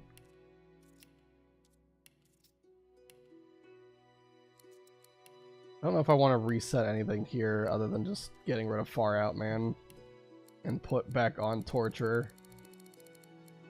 Torture is another one that I probably would also put in B tier as well. It's a good one. Demon is that talent for fire resistance, and Mage have a lot of good talents. Executioner, Elemental Affinity, Savage Sortilege. Those are fantastic. Those are all easy S tier. All easy S tier. And there's not space for Far Out Man, yeah. That's the thing. That's why Far Out Man has to be, like, it can't be in S, obviously. And A tier is even a bit too high, because it's like it works for melee builds. Absolutely. I agree with you 100%. And there are some builds that do have the flexibility to run it. Like Ranger absolutely could run Far Out Man. No issue with that. But it's not really like... It's not one that is universally like must have. You know what I mean? Which I think A tier is kind of like every build should possibly be trying to get it if they can. But melees have less mandatory talents and +2 range for Battery Ram, Battle Stomp, Nether Swap, Blitz, Throw, AoE daggers, or all mobility spells are really good. That is true. I will say, if we're talking about specifically for melee builds, then it's absolutely at least A tier, if not S tier for melee. But I think just generally for all builds, it's good. But I don't think it's quite A just yet. I think I would say very high B tier. I don't like Torture so much. I only like for the interaction with Worm Tremor. That's a great interaction. That definitely carries Torture a lot. I like Torture because if an enemy has like a lot of fire resist, or not a lot of fire resist, a lot of magic armor, you can just apply burning like immediately, especially with Curse Fire, as you can do Necrofire, which I think, does Necrofire reduce by 20% or 25%? It's something like that, right? But getting them set on Necrofire first and then hitting them with the Wombo combo of deploy mass traps deletes everything in sight. It's so goddamn good. But it is a B tier like objective talent, because it's like not every build is really going to be using that too much. Like melee builds could use it just because of like if you're doing like a rogue build with like daggers, you can do Rupture Tendons with it, right? You know, make that last an extra turn. Obviously every build can run Worm Tremor, and that's a fantastic one with Torture. So yeah, it is carried a lot by Worm Tremor, but yeah, it's still in B tier. My favorite talent is Elemental Affinity or Unstable. Unstable is really good for a meme. Elemental Affinity is so good. If you're running a Blood Mage with like with an elf, it's so good. You get that extra AP and everything costs 1 less AP. It's a fantastic combination. But then like even Geomancers are like, they love it a lot, because like setting up poison or oil isn't really that big of a deal. That's a really easy surface to set up. Anyway, we're just gonna take out all these guys. I don't think any of these guys are really gonna give any experience, but oh, that guy gave 2,000. Okay, I thought really only the Magistrates were gonna give any experience, but I'm curious. Do you? Nope, you don't. Just turning into... There's been a murder. This guy's about to... It was me. It was me. I got bad news. Not just a murderer, I'm a serial killer. On my last run, my Geomancer with Elemental Affinity, a rotation that costs 12 AP, but only costs 7 for him. See, that's just the crazy stuff. And especially with Geomancer, the fact that The fact that Pyroclastic Eruption is only 3 AP, as opposed to like every other, like, you know, 3 source point cost skill being 4 AP. I mean, it's just ridiculous. Yeah, Geomancer is certainly one of the strongest builds. Like, I always say Blood Mage, absolutely. No question about it. That is the strongest build in Divinity. No one can debate. But Geo is probably second. Specifically Pyro Geo, but honestly, like, you just need Geo. You don't really need the Pyro aspect of the build for it to just be broken. Geo plus anything build.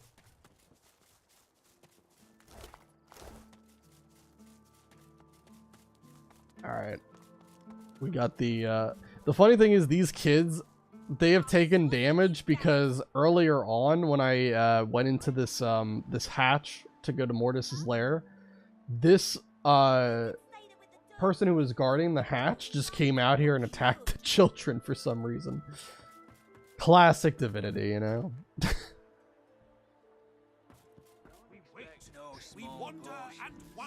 This could be another good area for mass sabotage. Let me go ahead and donate more poison arrows to everybody.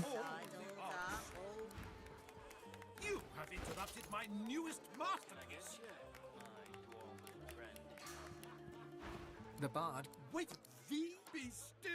I don't care. I just wanted to give you 2 poison arrows. It's a gift. Oh, you actually have some money on you. You can actually buy this. Okay.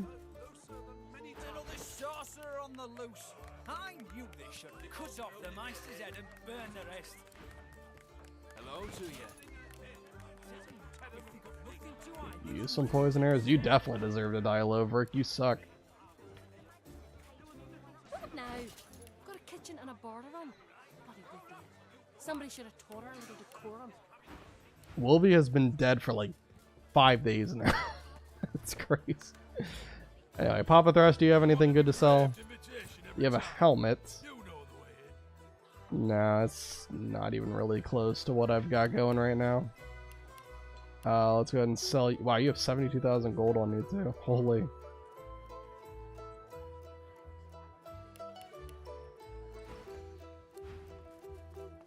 Okay. I don't know if I'm going to get all of them in this. Probably not. They're kind of scattered too far. Oh, also there's the person who's at the bar. An elf sways on her chair, her eyes focused on the counter in front of her, where she has 6 glass. She slides one. And there's also a person back here. Again, I don't think I'm going to be able to get all these guys, but that's fine. Here for the fight. Later. Keeping it together, lad. I'm all right as long as I don't think about it too much. You're just in time to see mass sabotage in action here. I spent a little bit of time giving everyone 2 arrows. Let's just teleport Papa Thrash over here. Why is it only Papa Thrash in the battle? Why is no one else upset that I just attacked Papa Thrash? Okay. Alright, no one cares about Papa Thrash apparently. I'm gonna just take him out really quick.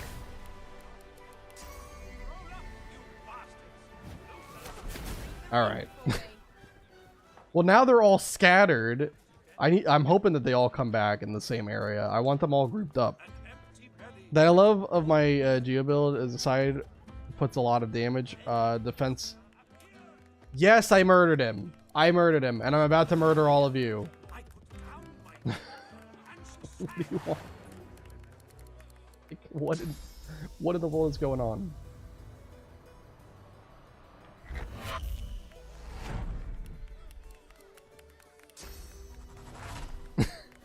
But her defense was so good because I wear mage ropes or magic armor.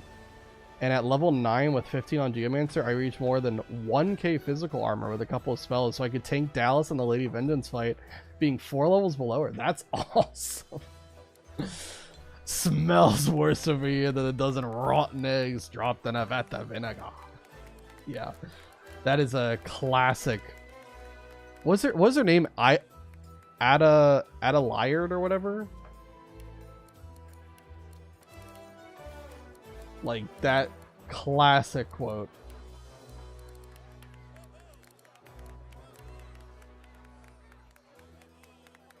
All right. Anyway, so here we go. Mass sabotage. You ready for this? This is what everyone's been waiting for.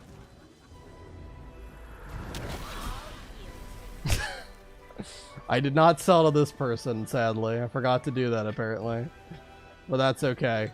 Everyone just spontaneously dies. And no one knows what happened. It's just mysterious circumstances that cause them to pass away. Provoke? Alright, I'm gonna be taunted, so AI Losa is gonna take over. If I don't come visit you, lad, who will?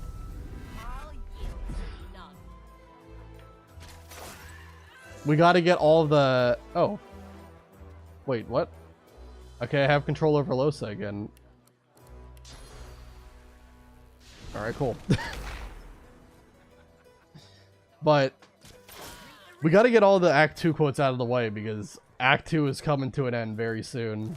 We just gotta get through all this.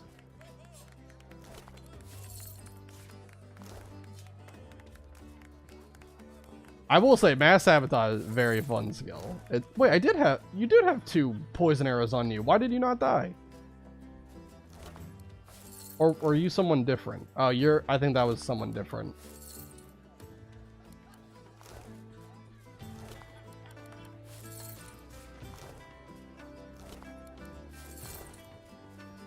Okay. So loot everybody. See if they have anything worthwhile on them. Probably don't. Although some of them might have like a lot of money, even though it doesn't really matter at this point. Oops. Okay. So that's all of the downstairs under tavern dealt with. I like how you can also still like hear like background noise in the tavern, as if there's people like actively still breathing air over there. It's just spirits. All right. She stares off into the distance at some unseen horizon, ignoring you completely. Let's just keep doing this. It's a shame it is. I'm doing this all now because, like I said, it's just because like... Gossip. Oh my god, I don't care. Poor Alex. Stop talking to me. I'm doing this just because, like, these are all low-level fights, and while I don't like using cheese tactics, I don't have a problem with doing it for stuff like this, because this is just, like... Yeah? What do you want? I could just breathe, and all these people would pass away. We're that powerful. Good. Before you go, help us Oh my goodness. I don't care. Thatcher shrugged. I do not With a care. dip of her head, she indicates that you should talk to her companion. Then she turns back to her drink. A guy discovered a nice way to trigger arrow elemental affinity with sabotage. Really? Curiosity kills the cat. How does that work? Sent to Fort Joy. I'm trying to think of how it would. Willing to risk Fort Joy Is for it literally one just like night give a without guy lift? water and like a water and a You're an idiot. shocking arrow and then that makes electrified water? Is that all it is? Rocks ahead, Captain. I already have dealt with Rocks ahead, man, but he was here earlier. I had to convince him to leave for the Hall of Echoes and stop harassing people.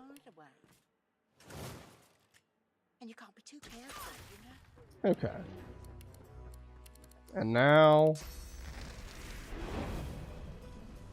I don't think I can get all of them in it. God dang it. Well, especially it only works on enemies, so it's not going to work on these guys, I don't think. Well, I can at least do this.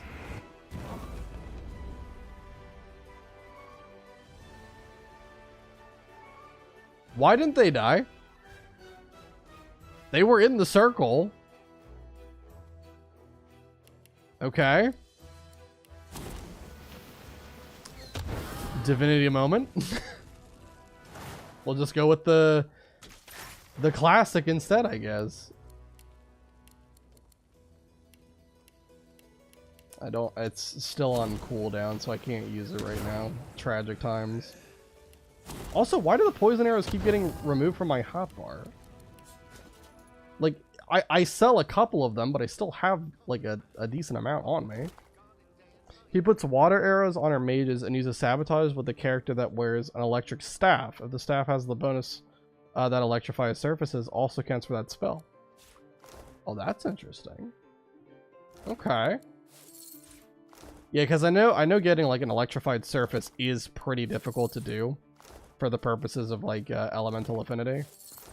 So that is pretty helpful. Alright. Everyone must go. No survivors, no witnesses.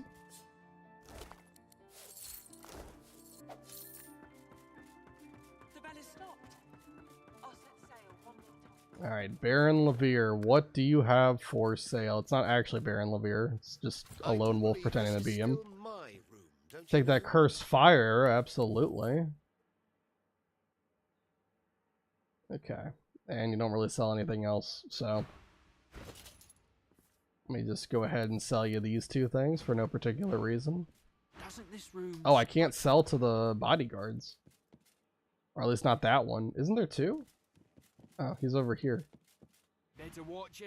I mean, I probably could reverse pickpocket it into them, but...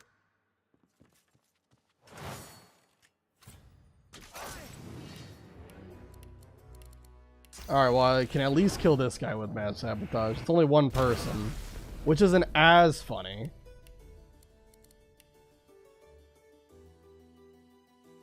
I guess it picked the holy grenade he had instead of the poison arrows I sold him? Like, I'm like, why in the world did it explode into holy water? That's funny. Okay.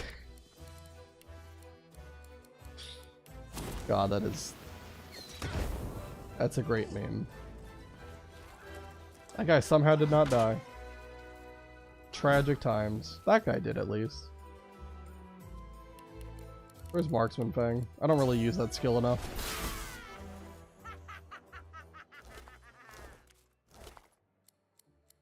Okay.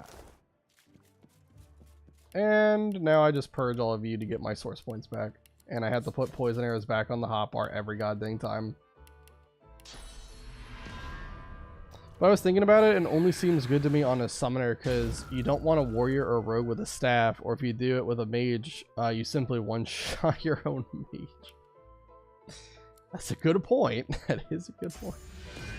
You would not want to just destroy yourself. That's usually not advised.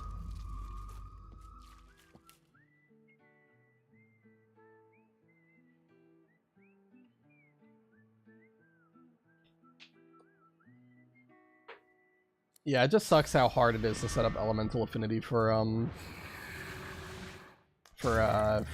electric terrain.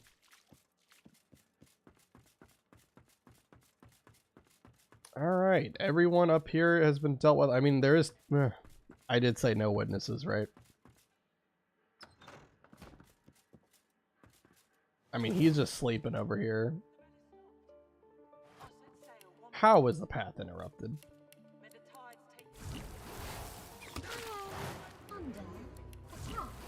I am under attack. Yeah, this chest here. Safety. Step away. This chest here, I'm pretty sure you have to... Explosion imminent? Oh, it actually blows up if you attack it? It just blows up. That chest you can actually talk to. It speaks to you, and it won't open until you say the word. Quite literally. It's not like a password. It is literally just say the word.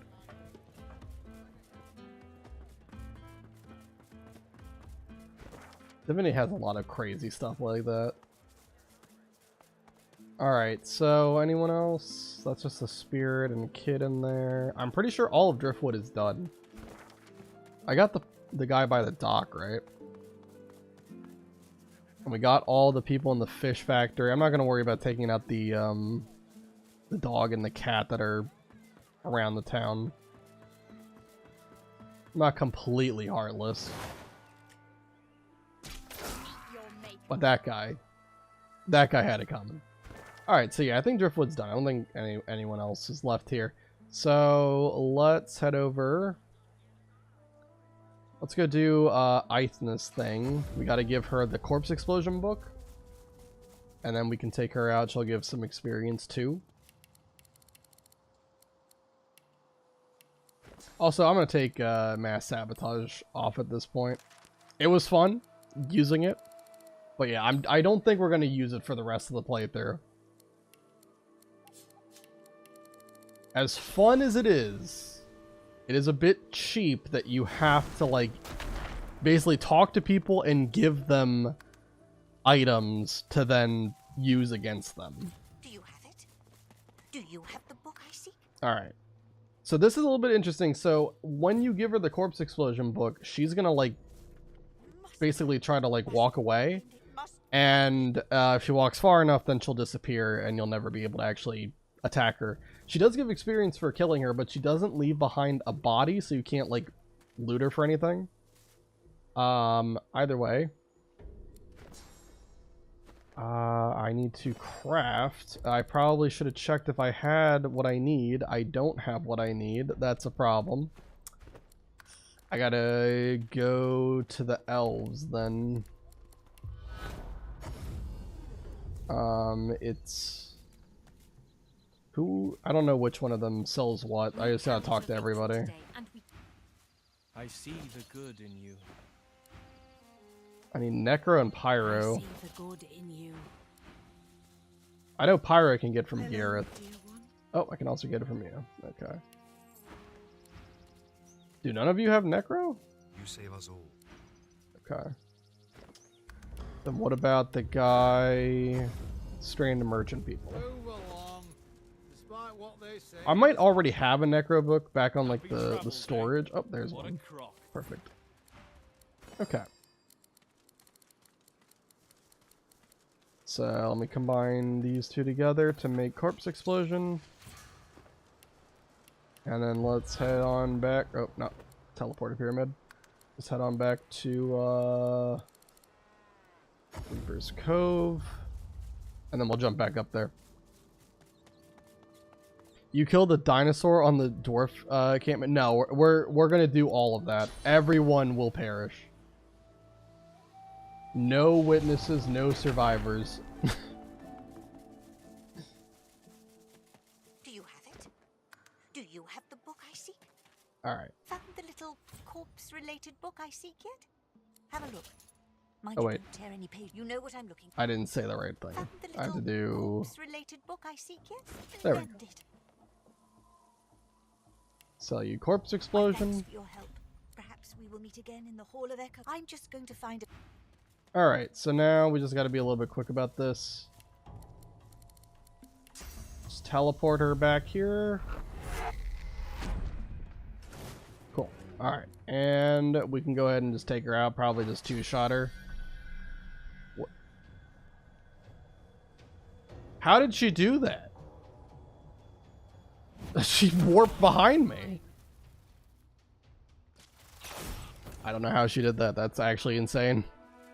Sell arrows to explode later is kind of marvelous. It is really funny. It is really funny. I do have to admit, it's a great meme, but like I said, I don't want it to be anything like too crazy.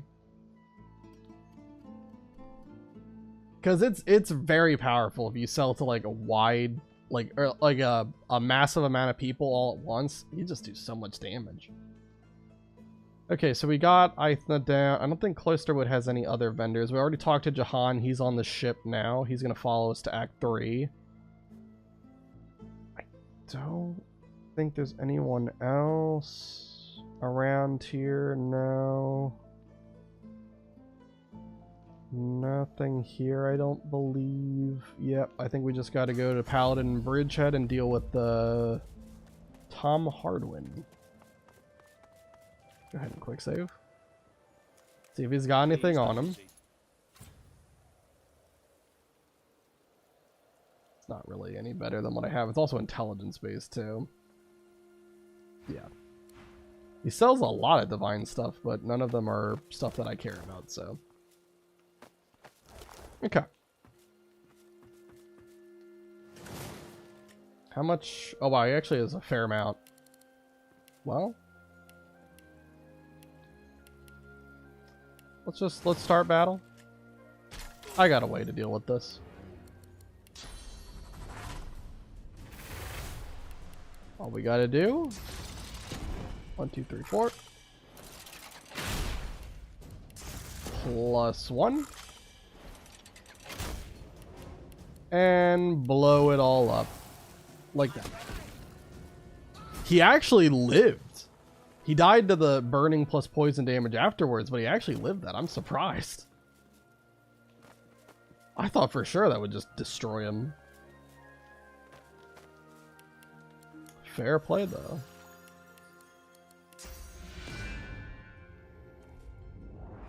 Alright. And now we eat a source. I could steal back the head of Mummy Dearest. Okay. I'm not going to worry about all that stuff. We could also deal with Fingalboyd. She doesn't give any experience. I do want her to give me a better crossbow. I still have a level 16 crossbow, and I would like to get a better one of that. I think so. That's all field done. Do you get any experience for killing the lizard lady, Farima, who's walking around? Oh, I'm going the wrong way. I don't know. She might.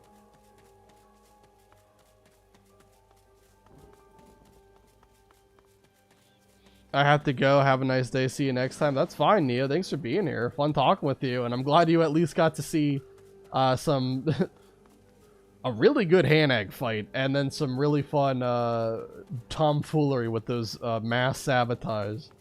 Thank you for the idea of what I should do when I took out Driftwood. That's awesome. But yeah, I'll see you next time. Alright, and does Farima give any... Oh shit, okay. 38.75, sure, we'll take it. I like that. Alright, and then all the mass servants have been dealt with, because obviously we took out Riker. Also, I was pretty diligent with taking them all out. There should be no one else in Stone Garden. Shouldn't also be anyone in the Black Pits. I want to just double check that I got this treasure chest. Pretty sure I did. It's marked on the map because we did the one thing in the Stone Garden to, like, take out the 4 heroes of Rivellon. So it's possible I did miss it, but I think we got it. I know we got all the other ones because I verified that earlier. It's weird seeing the Black Pits and it not being completely on fire.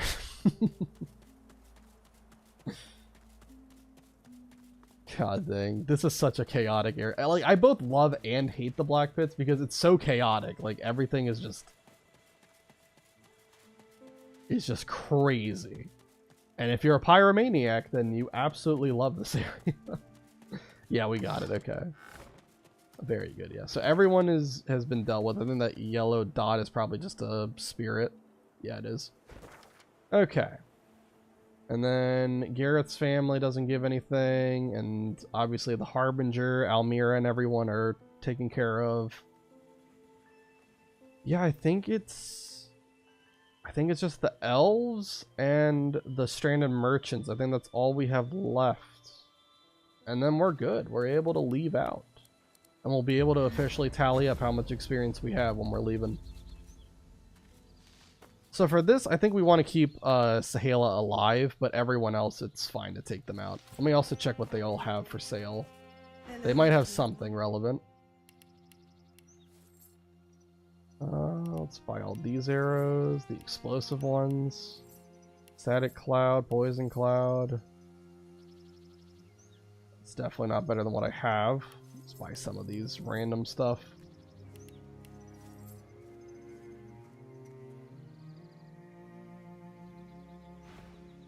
Okay. We Anything count you've got? victory today, and we count a friend in you. Sahala is with us. Interesting helmet, I but see the good in you. I first see of the all, it's bad in intelligence based. Second of you. all, I it's see not good all enough. of you. Yep, I think that's all I care about. Your inventory. Let's go to the next guy. I see the good in you. Our Another Scion is with us in this intelligence-based moment. thing. I see the good in you. I see the bad in you. Take these I two see the arrowheads. all of you. I need to craft a whole bunch of arrows eventually. Alright, so I think that's everything. Let's go ahead and quick save. Alright, and then you three are all kind of together, so let's just teleport you over here to add fuel to the fire.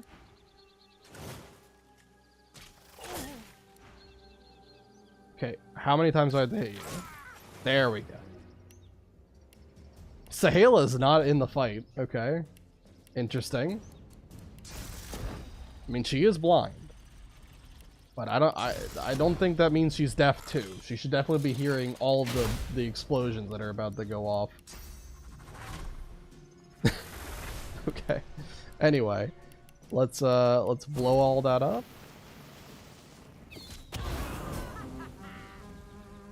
Tova should die next turn. 17 health, yeah.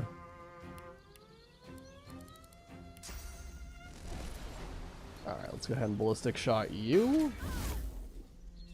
Then we'll go invisible. And then we'll take them all out next time. Yeah, there goes Tova. All these elves are given a lot of experience, which is great.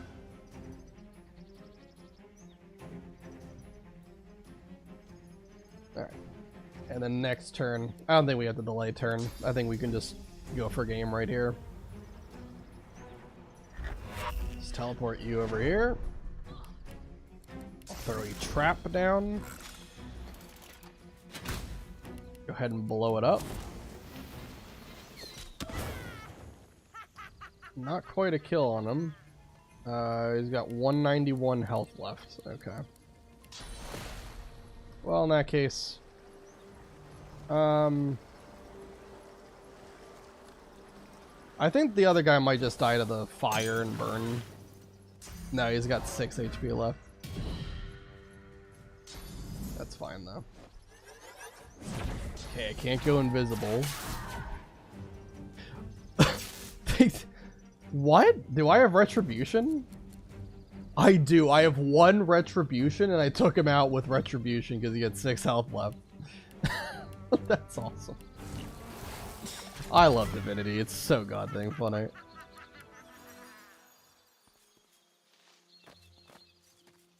Alright, let's go ahead and loot these guys. Get all the money.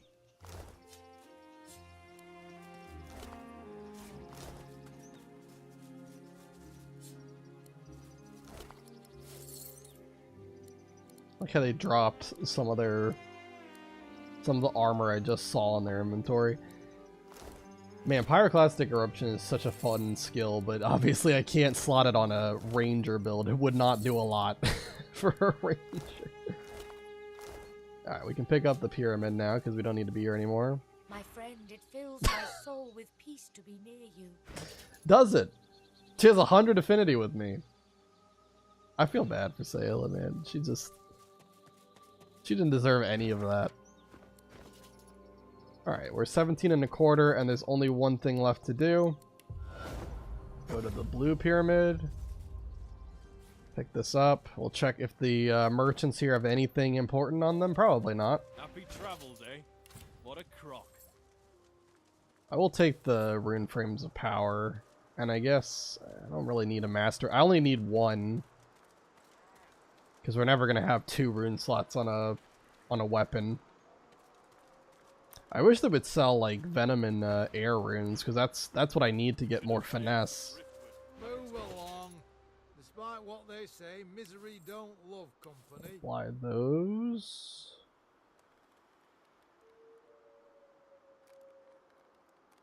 Okay. And I mean, there's this guy. I don't think he sells anything important, just potions, yeah. He has a carrot. We'll buy a carrot. That does give wits, so why not? Probably won't ever use it, but I at least want to have it. Alright, let's go ahead and take out all these merchants, shall we? And also their giant beast over here. I like how he's not involved in this battle. That's kind of funny. Just doesn't care. Alright, another swap me with the bull, I guess. Glory is mine. How much, oh, this would definitely kill you.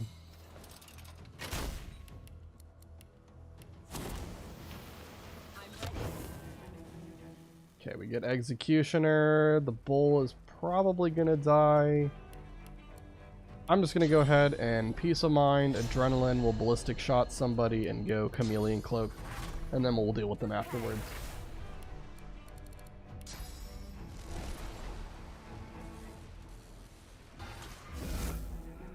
Yep, very good.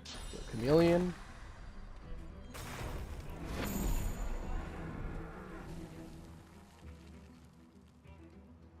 The Menacing Bodyguard. Oh, do they have... Oh no, it's just... Okay. I was like, do they have 2 bodyguards? No, it's just the one that's over there. Alright, let's go ahead and take this guy out. If we crit, we'll just take him out in that second hit. Oh, that also ended combat. Hold on, let me also deal with the bodyguard. Doesn't seem to really care. He still doesn't care. What is happening? Is he okay? Did I destroy his life's purpose of protecting those guys? Okay, finally. There we go. About to say, this guy's just not gonna fight me.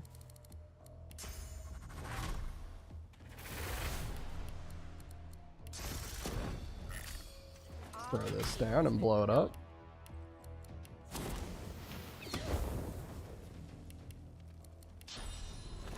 Alright. And then we just gotta take out the, I don't even know what this creature is. It's a freaking Triceratops.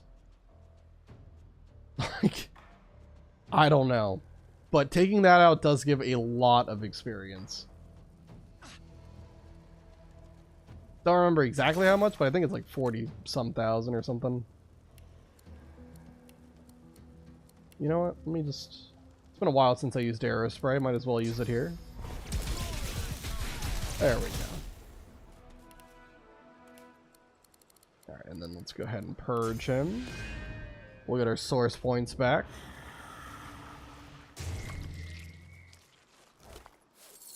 I didn't have anything really important on him. Have I looted you guys yet? No, I have not. Every vendor I still care about is already... They've already been put onto the Lady Vengeance, so... Go ahead and eat this one too.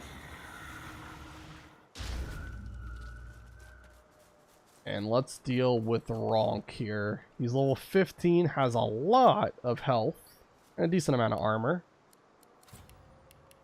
Well, let's see if he can withstand a arrow spray.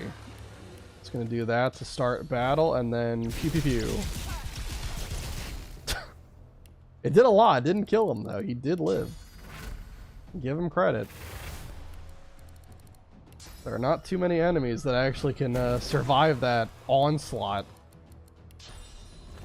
Alright, and then next turn we don't have to end turn like we have been. We can just take him out here. Put Ronk out of his misery. Yeah, okay, it was 21,000. I thought it was a bit more than that, but 21,000 is still a lot. Sorry, Ronk. Alright, so officially the level we got to is 17, a little bit over a quarter. So, definitely not the maximum amount of experience you can get. You can get, I think, to about, like, 40-ish% of the way to the next level. If you, like, truly min-max, and especially if you have, like, the Scholar tag and everything, which I do not have. You do get a lot of experience for, like, the conversation with, like, Furno. Reading the Ornate Hymnal gives you a fair amount. But, hi, how are you doing today? You're doing... Oh, I haven't answered yet, but I'm doing fine. Yeah.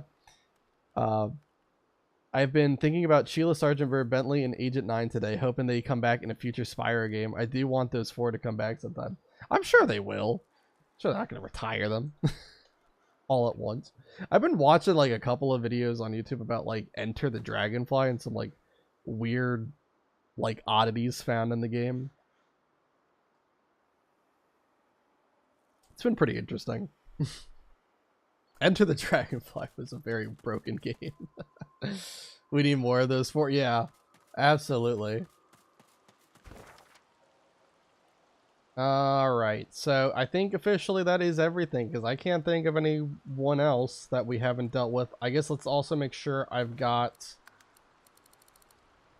all the Devour parts and Contamination parts. Because I do want to fight those bosses. I think you can fight the Contamination boss without having all the pieces parts, but the Devour, you do need all the parts to do. Let me sort it by type. So I think we should have the claws and the boots for the Devourer and everything but the helmet for Contamination. So there's the chest piece. There's the pants. And we got the boots for Contamination and the boots for the Devourer. We got the Contamination gloves and the Devourer gloves, and that should be everything. Yeah, so we are good. I don't believe I'm missing anything, because I think in Act 3 you get... Is it the pants of the Devourer? I think it is.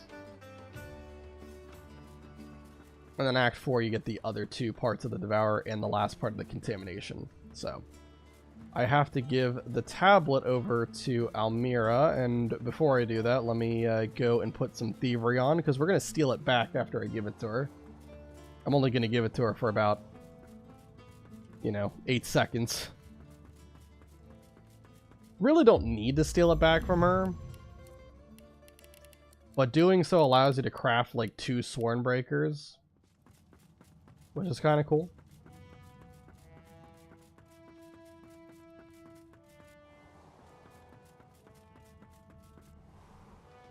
Alright, let's head over here. Oh, I still haven't talked with Fingal Boyd yet either. I need to see if I have a better crossbow available to me here. Alright. Let's just quick save just in case I mess this up somehow. Better to make for the open ocean at have you made any Alright, here is the tablet.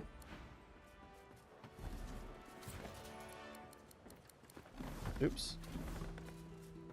Be on your way now. Oh, what a vile place that was.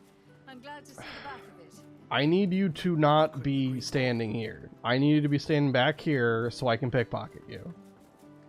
Oh, what a vile place that was. I'm glad to see the back of it. I'm about to see if I can use a smokescreen arrow just to do this. Okay, apparently they do not like me shooting. It didn't even do damage. It didn't even do damage. Come on now. Why is that a problem? All it did was make a smoke cloud.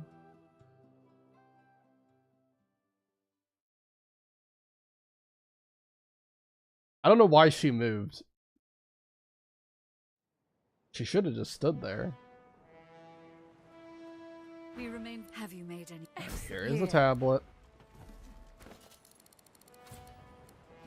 Okay.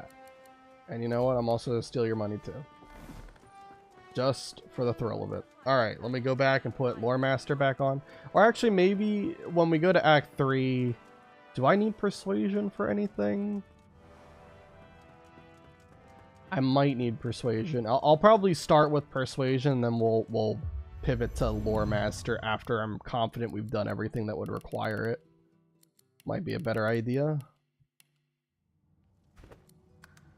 Alright, we're gonna have to wait before we go back up, because Almira's gonna be looking for whoever stole the tablet from her. I don't know who could have done such a thing. It's a real mystery. We also put all this stuff back on in storage. I'm not gonna use any of these rings anymore.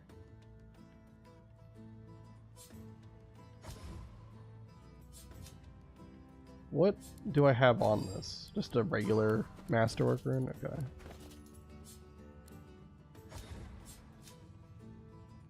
Okay. So I've gotten a fair amount of junk out of my inventory. Alright, before we leave out, let me just talk to the vendors here and see if they have anything good for sale. What I've been working on. Go on. Curse fire arrows are always good. I also gotta talk to Fingalboyd, I keep forgetting. We do want a better crossbow before we leave out. Yeah, I'll take some charming arrows, why not? Don't really know if I'll use the blessed water arrows, but sure. Okay. And then let me go ahead and craft all these. Let me grab an oil barrel. And then I will craft all the arrows, or the arrowheads and arrow shafts together. So I can fill up on arrows before we get to Act 3. So make all of that. Sorry, hold on. Alright, explosive arrows. Well, let me make fire arrows first. And then I can make explosive arrows out of those. Save myself some time here. Can make some charming arrows. Freezing arrows. Knockdown arrows.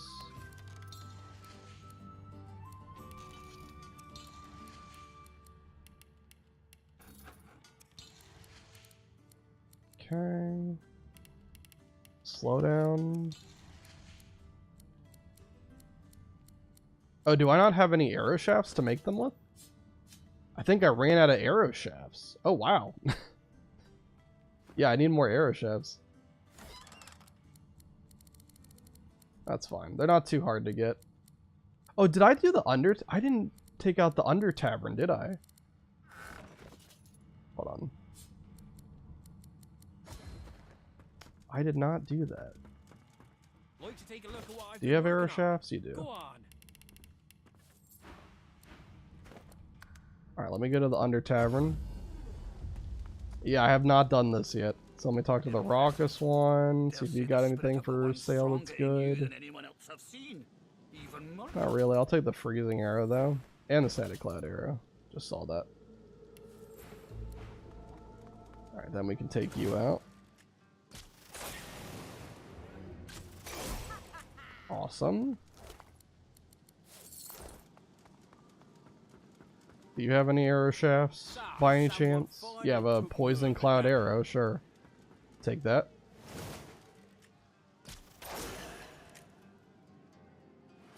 I don't think any of these guys are going to give experience. There is a couple of people, like, in the main part of the Under Tavern that will, but these guys aren't going to give anything. The philosophical one.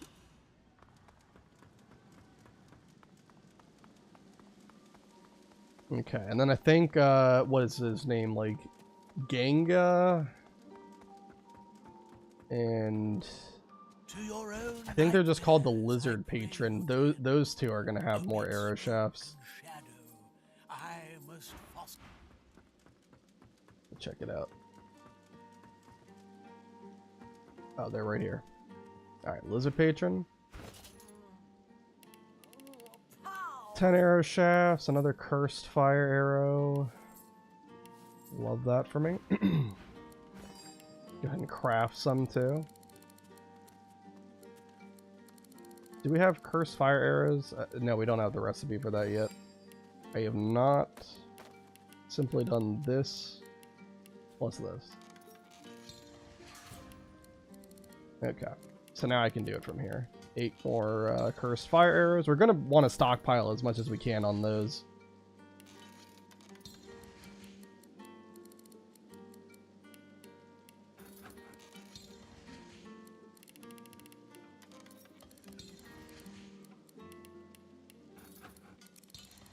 I think that makes what, like 17 already? 21 cursed fire arrows. That's really good. Okay.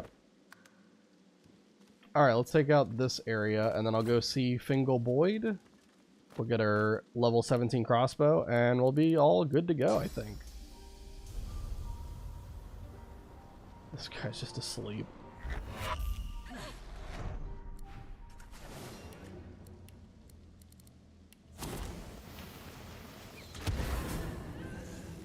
Okay, definitely should take out Murga first, because she is annoying. Well, let me do just one trap over there. One trap might be enough. And if not, I can use adrenaline. Not quite enough. That's okay though. And Murga is gonna die to burning next turn. We'll go invisible. Okay. Murga doesn't give any experience because we already beat her in the arena. He's gonna die to burning next turn unless someone heals him, which Clarissa will.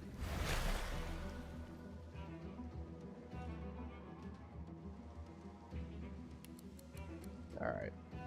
And then after delaying turn, we definitely should be able to finish off the rest of the patrons.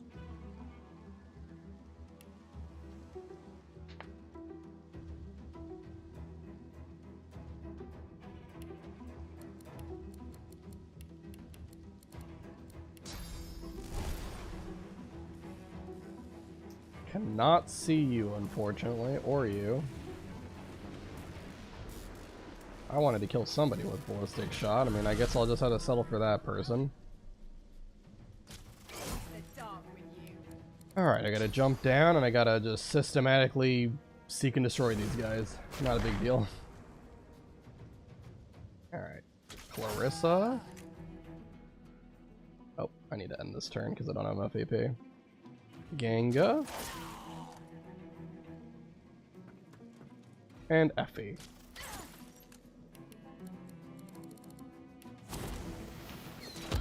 Nice. We got 2,000 for taking out Effie as well. I will take all the money.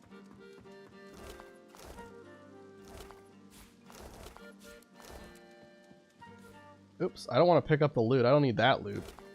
The only loots I need are the loot of haste, bless, and healing. I gotta figure out where that loot is. Is it this one? Yeah. I don't need that one. These are the only loots we need.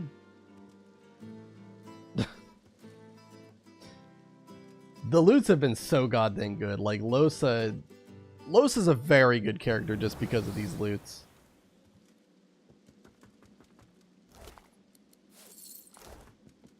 And it's kind of crazy because, like, from playing this, there's a lot of people who've been in chat who, they know a lot about the game.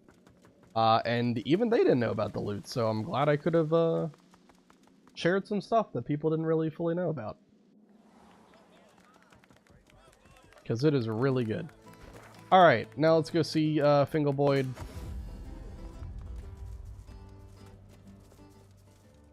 I guess I never took this guy out. He's not gonna give anything, I don't believe.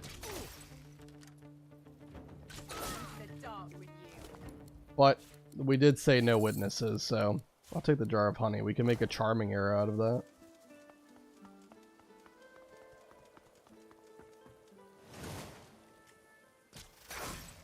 Alright. I probably should have checked his inventory because he could sell arrow shafts, but again, not a big deal. It is what it is.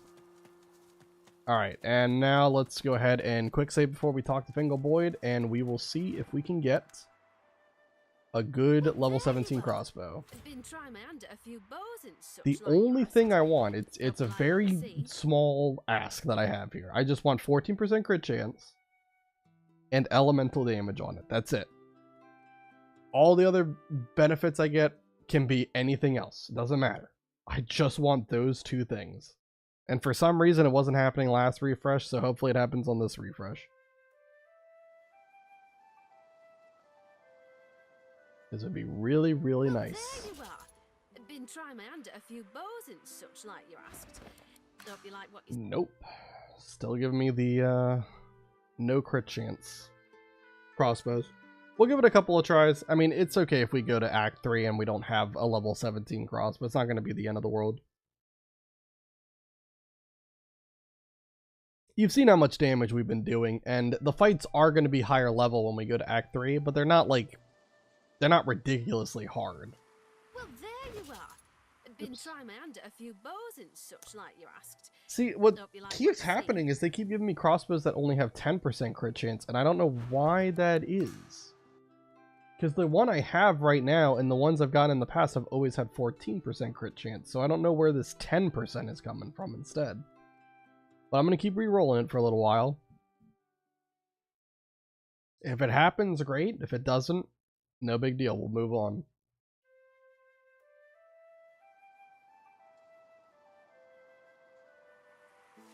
Well, there you are. All I wanted it for was just so we could have a... I think, like, probably going from a level 16 crossbow to a level 17 crossbow is probably going to be like an extra... maybe 15% damage uptick. It starts to get crazy in the late game just how much more powerful like one level makes you, you know? So we'll give it a couple of tries. Well, there you are. Been trying my hand at a few bows and such, like It's still 10% crit chance. I mean, I guess it's fine. You lose 4% crit chance, but I think most of the other benefits are pretty good. I mean, getting a extra point of huntsman and extra point of range, that helps. That helps, for sure. I'll take it for now. I definitely want a better crossbow than that eventually, though. We'll buy all these.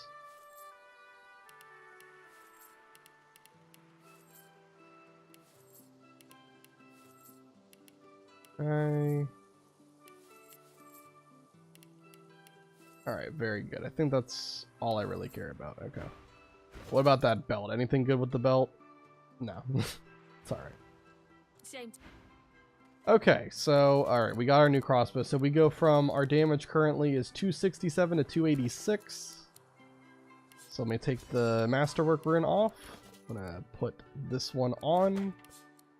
And then we're going... Well, I need to also dip it in poison, too. Did I not do that with my other weapon? I never dipped my other weapon in poison. Well, that is a mistake. I definitely should have. Okay, well, before I dip it in poison, let's see how much the damage uptick is just by leveling it up by 1. Yeah, 320 to 339. That's probably close to 20% increase in damage. Yeah. So it's a big, big difference going from one level to the next. Okay, and then I just want to grab a poison barrel out of here. It's going to be probably closer to the bottom. Right there, I saw it. Alright, oh, I need to unequip it too. So I can craft the ooze barrel with the crossbow. Okay. And then let me just put my other crossbow away.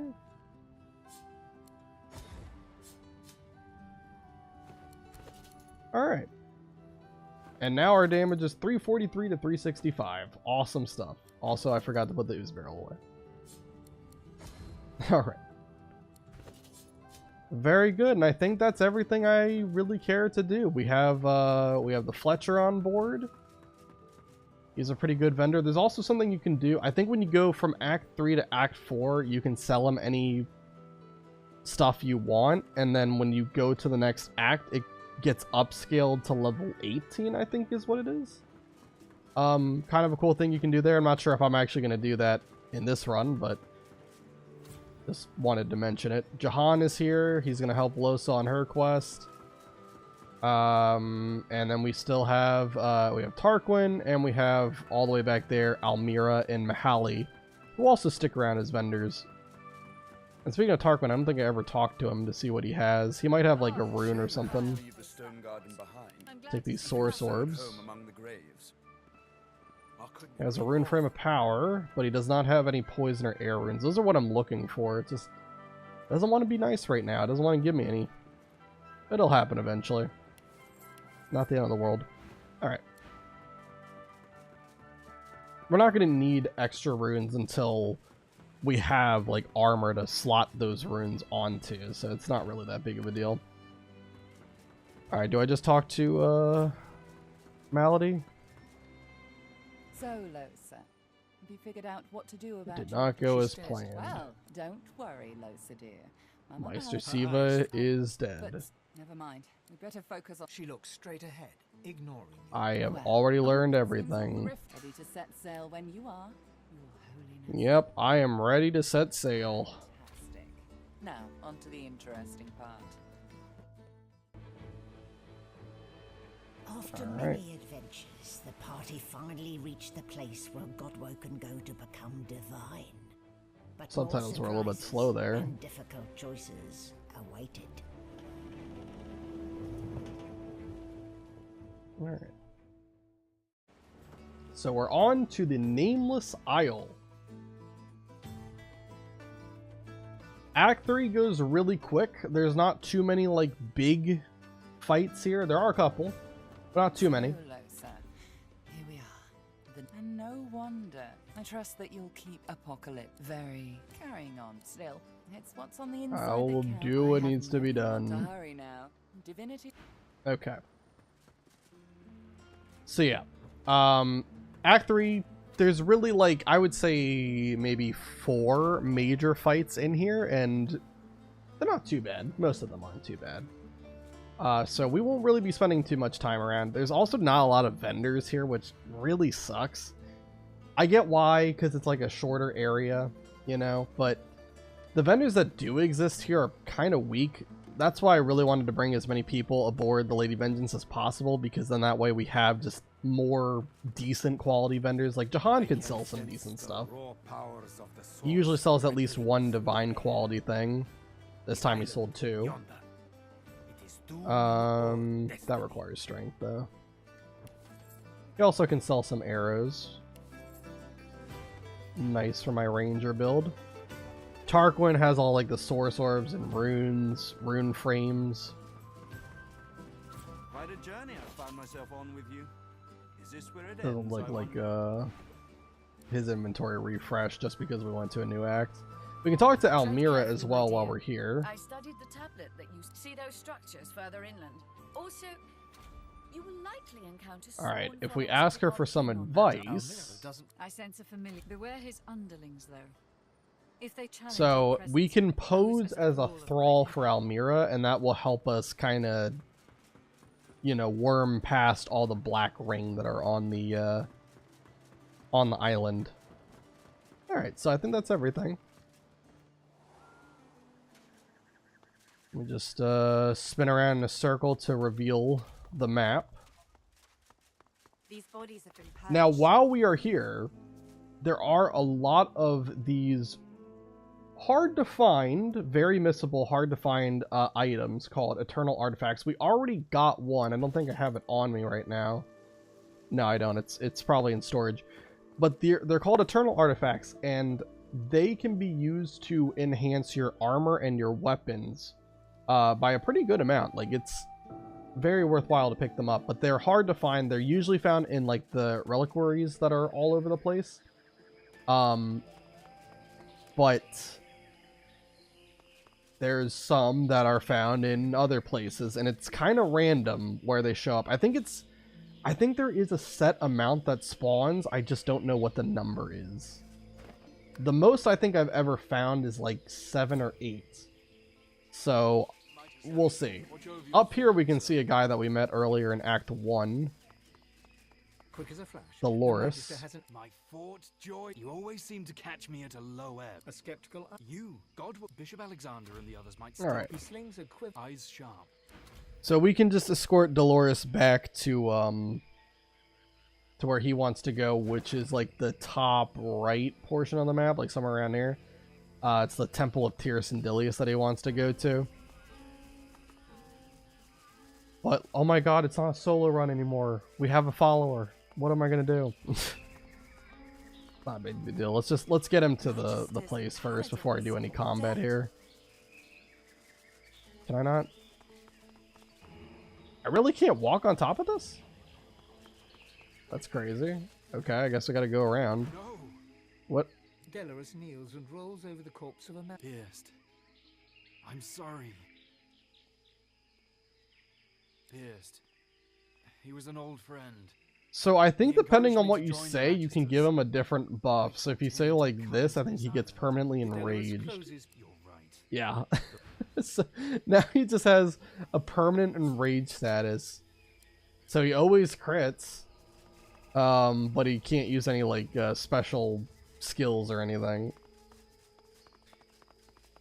Alright, so Strange contraptions are these? around here, so this thing, for example, this is one of the things that you could potentially find an eternal artifact in. It might not be in here, but there is a chance. Just a medium fire resist potion.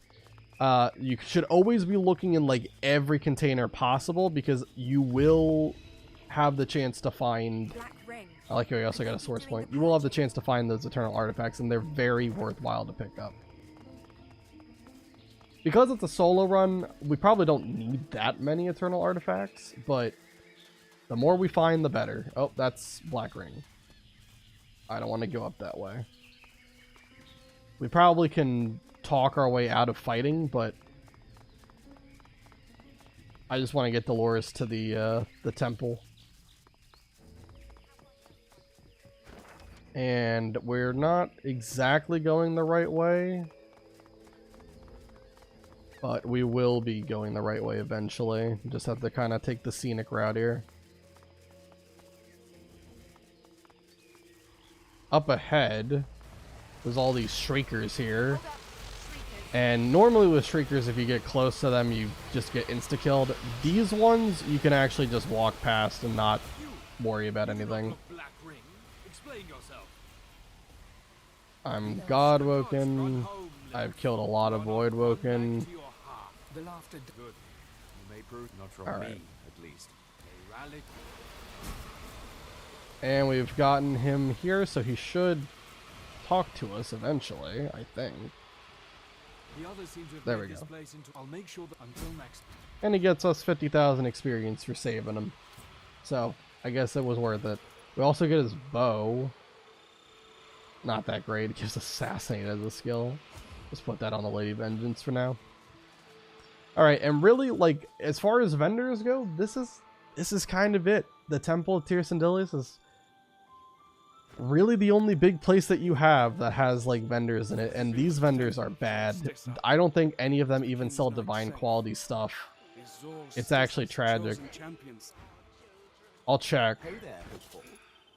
See if I eat my words or not. I mean, you can get arrows from this guy at least, so that's something.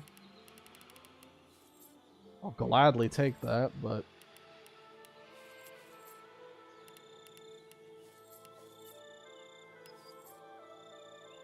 Okay. You don't want to get into that barrel of apples. What about you? The priestess is oblivious to you. Instead, she's locked You have potions? You also have a lot of arrow shafts, 20 of them. Okay, big.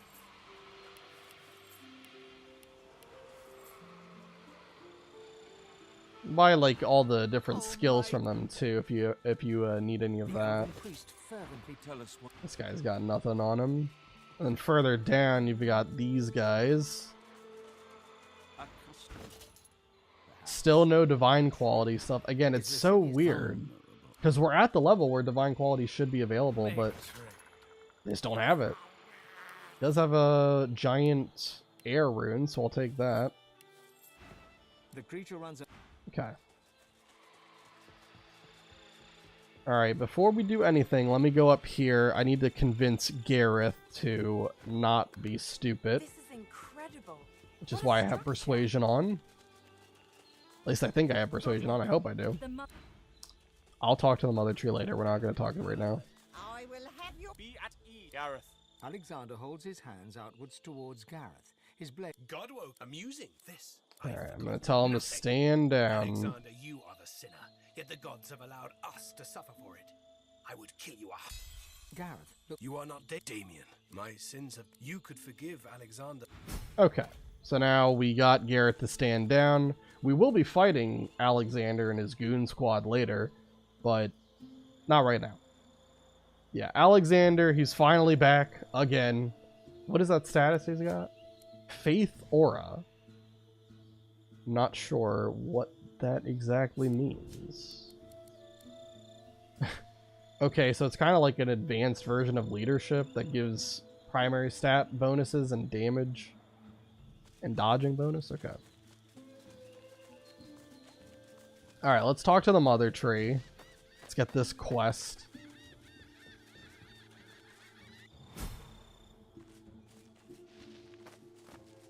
Is this the heart of the tree? It is the heart of the tree, the literal heart. I am the side. The mother asks you to help her. The shadow pricky is the master. Please, cut off its breath. He is a lizard. No doubt he slithers close to the... Okay, so they want us to kill a lizard that is in shadow, and it is going to be the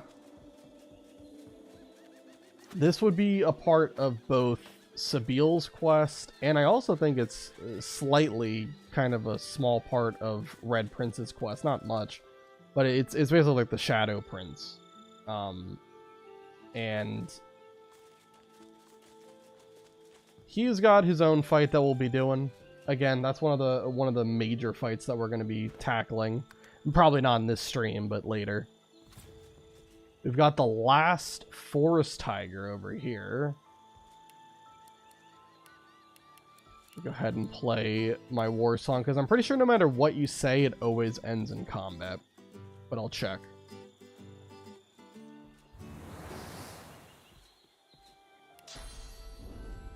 Alright, let's walk on down here, talk to Mr. Forest Tiger Man. Hello. She cocks her head. If the Covenant... It's actually Miss Forest Tiger Woman. Black-winged god. Don't listen to the voice. Or what? Shall you kill me with your fog of death like you did my Yeah, success impossible. She stares direct with the she. The She-Man. Okay, last forest tiger. Let's go ahead. I don't have any lore master on, so I don't know if you're resistant, immune, what you are to fire. But I'm gonna position myself like this, because now with you being sideways or long ways, all of these will go right into you, and that's it for the last forest tiger. Unfortunately, had to put it down. There's all these altars around that you can also interact with, and if you do what they say, then you can get a hint of how to open up the this big gate over here that opens up to the academy. That's like the big thing that you're trying to accomplish, is figure out what you have to do to solve that puzzle. You can either brute force it, or you can actually do one of the few intended ways of solving it. Anyway, that's the last forest tiger. So let's go around and deal with some of these black ring. I don't think I ever got the waypoint that's right outside the Lady Vengeance, by the way. I'm pretty sure there's something to like the right or something. Isn't there? Maybe not. Nope. That is the waypoint right there. Okay. Alright. Let's start by dealing with the two people that are going to be over by this flooded temple over here. Also, I don't need persuasion for anything else, do I? I don't think I do. Let me put a pyramid down for a second. I'm gonna put Lore Master back on. I'll change it to Persuasion if I need Persuasion. But I don't think I'm gonna need it for anything in particular. At least not for a little while. I'd rather have Lore Master on to know what everyone's resistances, initiative, all that kind of good stuff is. Alright.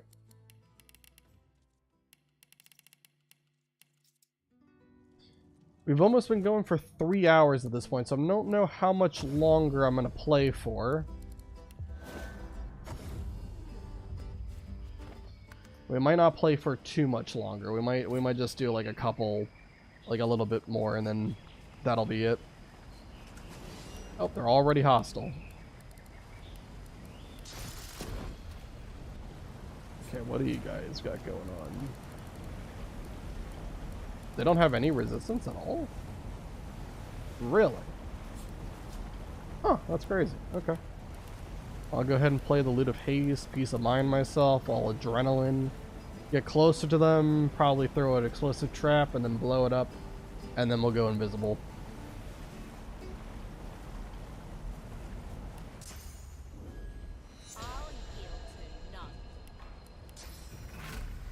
I think we might do like the Flooded Temple, like all of this stuff, and we'll see where we're at, and we'll decide how much further we want to go, or if we will want to just stop. If I do Explosive Trap and blow it up, I would run out of AP, so I think I just gotta... Okay,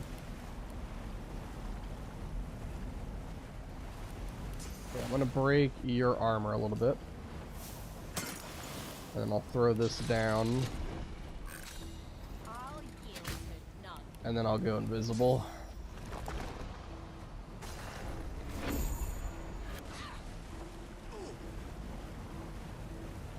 Okay, they're on fire. I'm just going to end this turn, delay the next. And probably deploy mass traps will be plenty and we'll be done.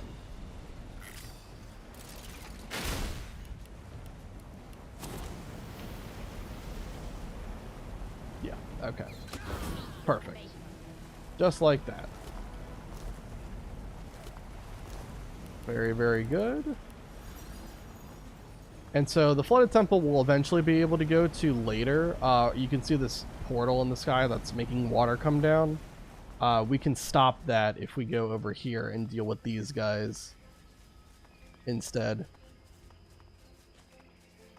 And I think if you want a min-max experience, I think it's possible to convince them to leave and then start combat, but I think it's really tough to do that with just one character. So I might try it, and then if it doesn't work, we'll just take them all out. His blade is inching out of its scabbard. He bows and gestures for you to pass. Flick his ear. Alright, hold on, let me see. Can I convince you guys? Mistress Almira, orders. The conjurer over there was dispatched to us, but I can't. Oh, I gotta do the... We have orders. Oh, I don't have to persuade. The captain purses... Move out. On the double! Yeah, I don't know if I'm gonna be able to do this, because getting into combat is kind of tricky.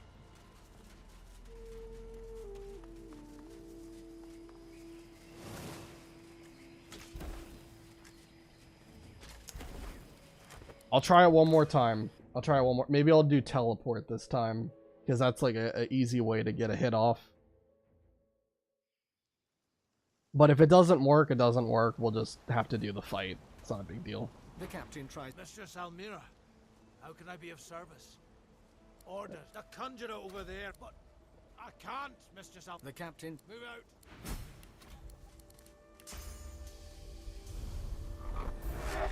Oh, I teleported the barricade. Okay, that doesn't count. That doesn't count. I teleported the barricade. I was just mashing it to get one of them. That's not what I was trying to do. The captain... Mistress Almira, orders. The conjurer over there, but... The captain... Move out. Okay. Yeah, that's the weird thing, is I remember that. Only one of them actually enters combat. Yeah, I feel like we're going to get more experience if we just take him out, so I'm not going to worry about this. It's very odd that it does this.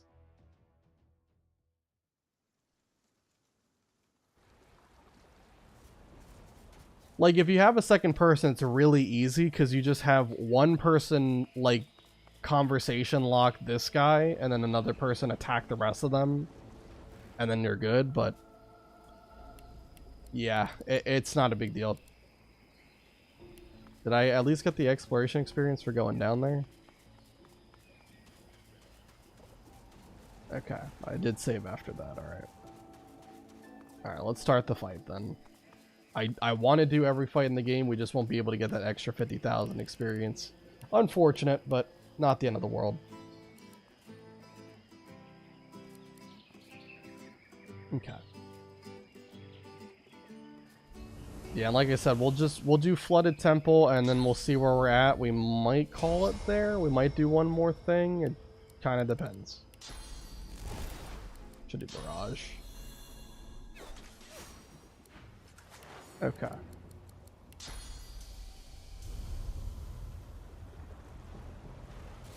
Just these three in the battle. This guy is still just doing whatever. You know, now that I think about it, maybe there is a way to still get the maximum amount of experience. Well, let's do this fight really quick. Just to prove a point.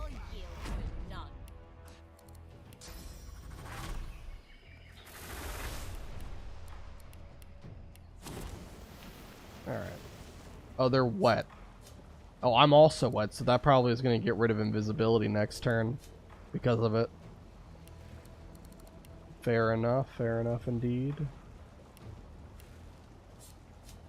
They still don't have a lot of fire resistance though, so I think it'll still be fine.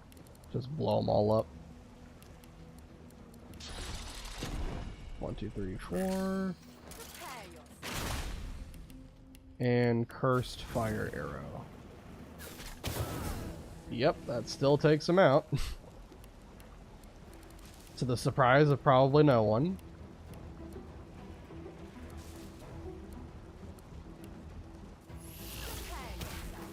And that stuns you. You're still wet, so let's stun you again. And then probably just a bunch of water arrows will take him out. Okay, so just trying to look at how much experience we got.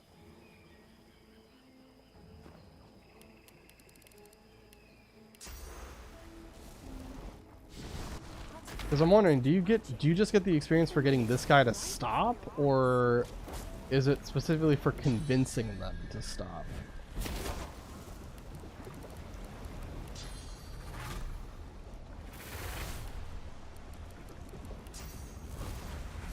I don't really know too much about Act 3 because it goes so quick that I don't commit a lot to memory about it.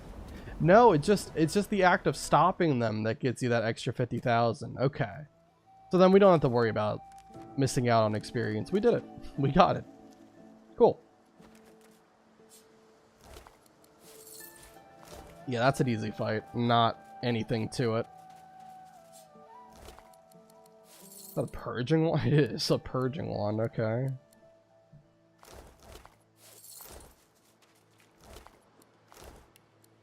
Alright, let's consume these corpses here and get our source points back. Alright, I'll do the thing that's down this hill as well. And then we'll go do the Flooded Temple. And that might be enough for one stream.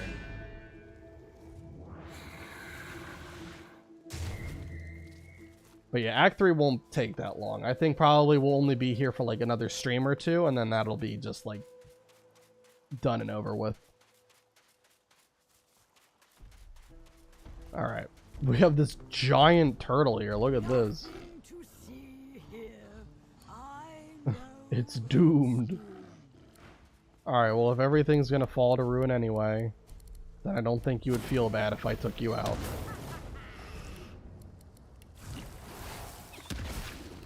$50,000 experience for killing a turtle is actually absurd.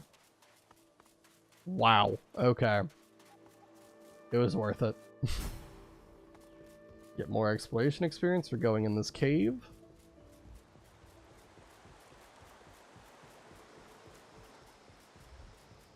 Alright, so this is the most obvious trap in the world, by the way. So there is a turtle stormblade that is just in the middle here.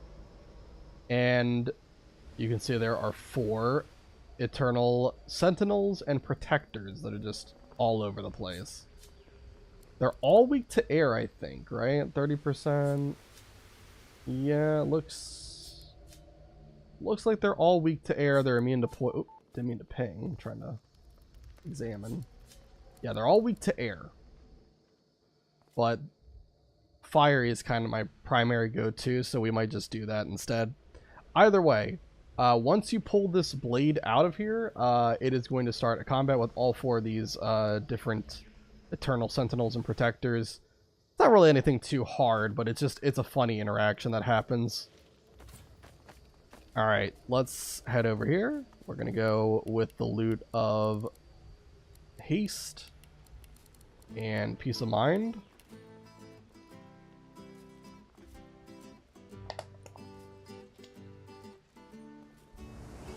Take a drink of water and then go ahead and pick up the blade. Embedded in the stone, it feels good. The sword does not budge. The sword slides smoothly free. But the uh-oh. Uh-oh, indeed. They're all about to attack me. And I cannot see up here. That sucks. Okay. 1 second. Let me just walk a little bit. Now I can get up here. Okay. Alright, let's teleport you over to this guy. We go adrenaline. And before I go invisible, I suppose I will shoot an explosive arrow at them.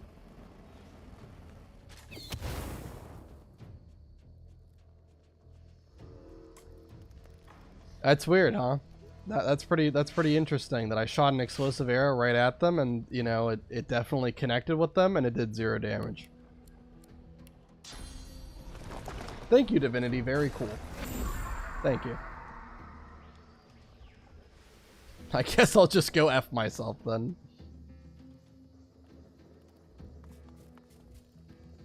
I don't think it got interrupted by anything, because it definitely hit that spot. It's gonna chloroform them. And then we'll delay a turn here. Very interesting, to say the least.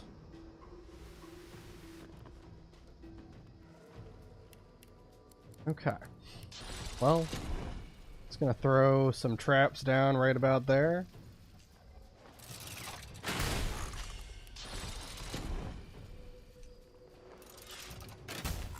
And let's go ahead and blow it all up. And I can only hope that this time it actually does blow them up.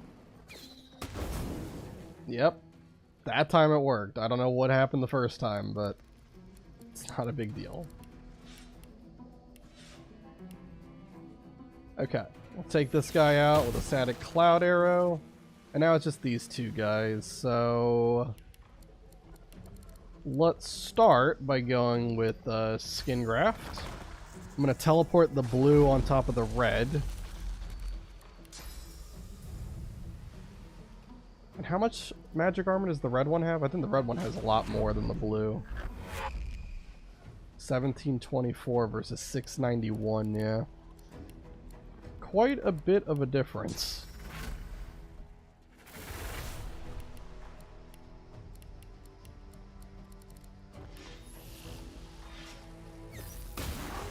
Go ahead and shoot a static cloud arrow at him, and then I'll piece of mine, and then I'll go invisible. And then we'll go chloroform next turn, obviously end it, delay, and this should be fine.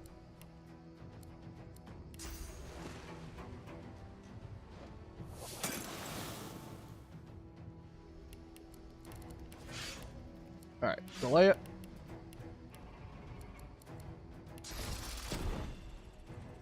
Throw traps. Or just throw 1 trap, actually, because I need to have enough AP to shoot an arrow, too. Nice. And that turn, Deploy more of these traps. And they're dead. Just like that. Yeah, not anything too difficult. And we can even purge them to get the source points back. I'm not sure why you can purge automatrons to get source points, but yeah, you can. It's a bit goofy, but... Phase capacitor, we will need one of these for later. Can make arrowheads out of that. But yeah, what the phase capacitors like icons are, that's basically what the that's basically the same thing that the eternal artifacts look like. They're very similar in design to that. I'm just gonna not waste time. Let's just use a source orb to get the third one back. Alright, I think around here there can be there was a source point just out and about that I could have picked up. Whoops. But I think around here there should be another reliquary somewhere. I don't think that it can spawn in the bases, the eternal artifacts, but I'll check just to make sure and cover everything. Okay, here's a reliquary and no eternal artifacts. So still haven't found any just yet.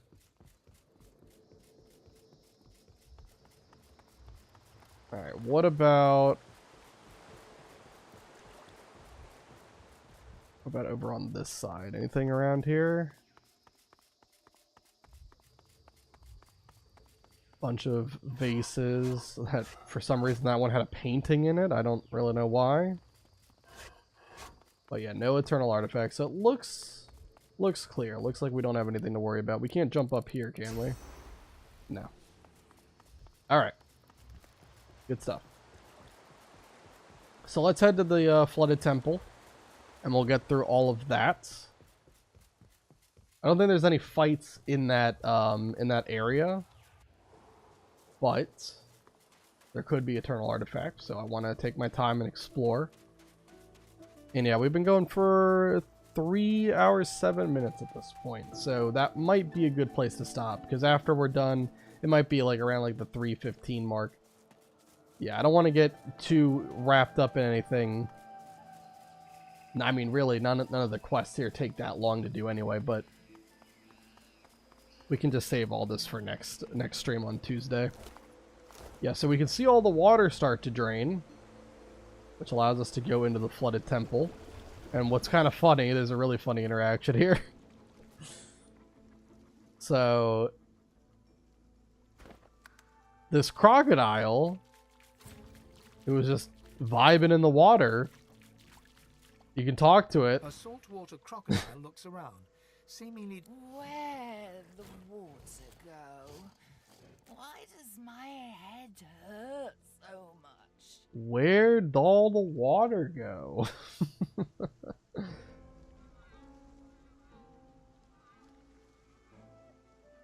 It'll go right to sleep and feel better in no time. The crocodile glowered. That only... The crocodile remained... Anyway, it's just a funny interaction. Where'd all the water go? Okay. But we can also take out the crocodile. That's the best cure for headaches, is just, you know, going to the afterlife.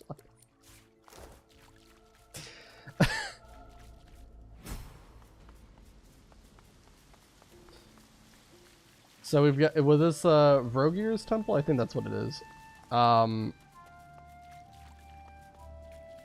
Yeah, so I think with Spirit Vision you'll be able to see like a bunch of various orcs that are all around.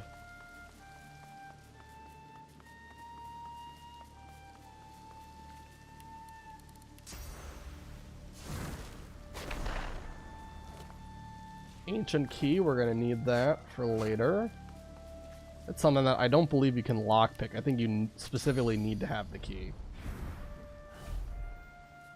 I'll jump back over here. There's gonna be a lot of traps around, so we're gonna have to be a little bit careful. But honestly, the traps don't do too much damage as long as you don't like repeatedly run into them It looks like in a this short place amount of makes that time. ring a bloody nose.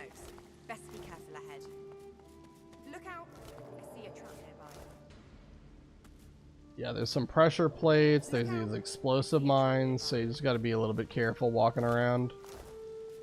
Wouldn't want to blow yourself up. I see a trap nearby. Obviously, stepping on the pressure plates are going to cause... Neutralize this thing before it does damage. They're going to cause like a whole bunch of arrows to shoot out at you. Careful now. That's a trap. But they don't do like a ton of damage. Look out! I see Probably like maybe like 400 or 500 if they hit you. I definitely have enough health to tank the hit. I've spotted a trap. But the explosive mines will do a lot more to me. Okay, we got another reliquary that does not have an eternal artifact. Look out! Then there's... Oh! I see a trap nearby. I stepped on a trap. I was going too fast.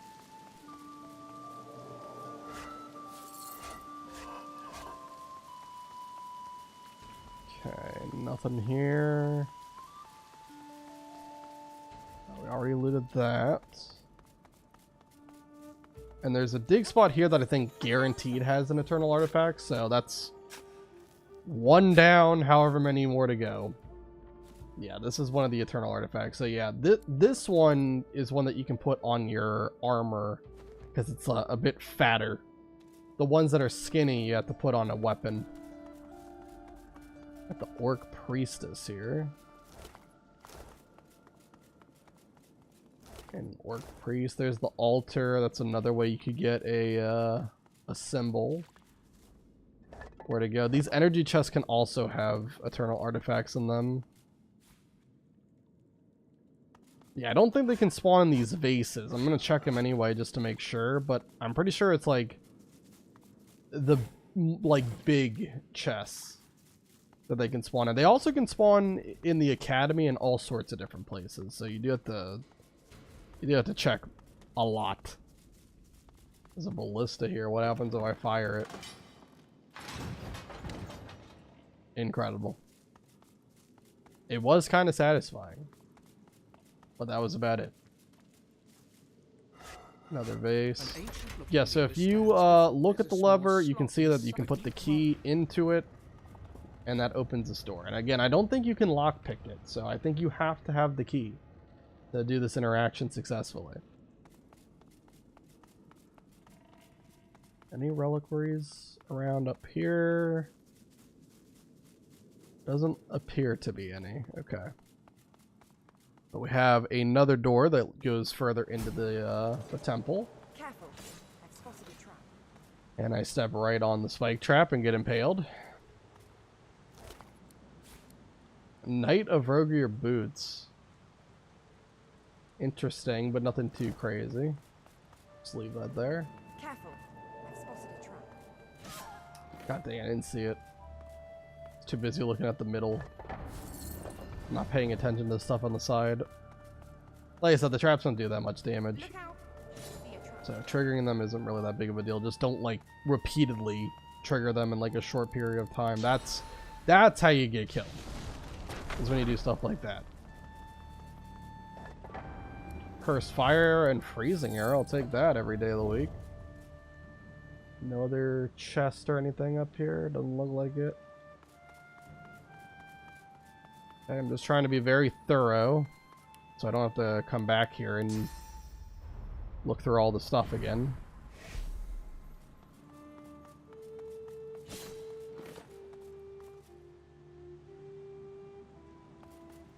Okay. And then let's jump over here. Oh. Let's jump over here.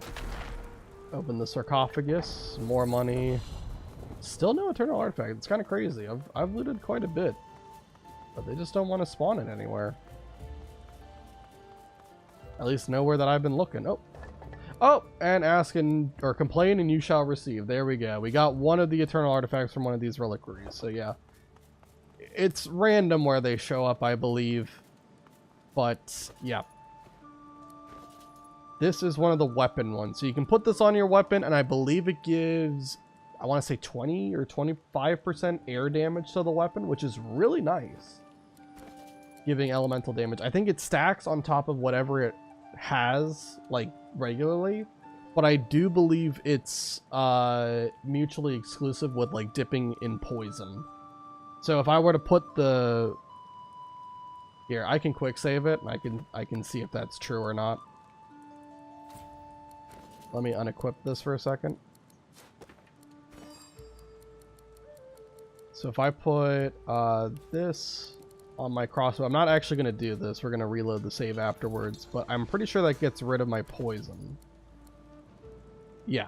So I still have the earth damage on it, but now the poison damage is replaced with air damage. Also, I think you gain a chance to shock, it looks like, as well. It does retain the chance to set poison for 3 turns. Yeah, it did keep that. So that's something, but yeah, it gets rid of the poison damage though. So, it's still worth doing though, because it just grants so much of a boost to damage. But I'm not going to do it on a level 17 crossbow. We're going to wait until we have something more important than that, you know, on us. Right now, we're doing plenty of damage. We don't really need it. But yeah, it went from 9 to 10 poison to like 18 to 20 whatever air. So that was definitely a big upgrade. Okay, and yeah, I think for the most part we've cleared out most of the map already. I mean, this is basically about half of the map right here. There's a fair amount to do in the bottom. There's going to be like the temple that's in the sky. I think that's Amadia's temple. There's going to be the Sallow Man, which sounds like a creepypasta, honestly. Sounds like salad fingers. Yeah, there's the Shadow Prince. He's already marked on the map, so we can do him. We've got the Mother Tree, Alexander, and then that's pretty much all the stuff on the surface area. There's really not that much. In the Academy, there's not too much either. But that is basically where we have to go to get to the end of Act 3. So, yeah, I don't know if we'll be able to do all of that next stream. It's possible, I guess, if, like, everything went perfect and took no time at all. But I can't imagine that everything's going to be exactly perfect. So, we'll see. It either takes 1 or 2 more streams to get through Act 3. But we got through Act 2 at the very least. We did one of the hardest fights in the game, in my opinion. Although it honestly went a lot easier. Now, granted, I had to jump through some hoops to make it easier, but it definitely helps when you wait to do that fight and you're level 17 on top of that. So, I'm glad we got through all of that.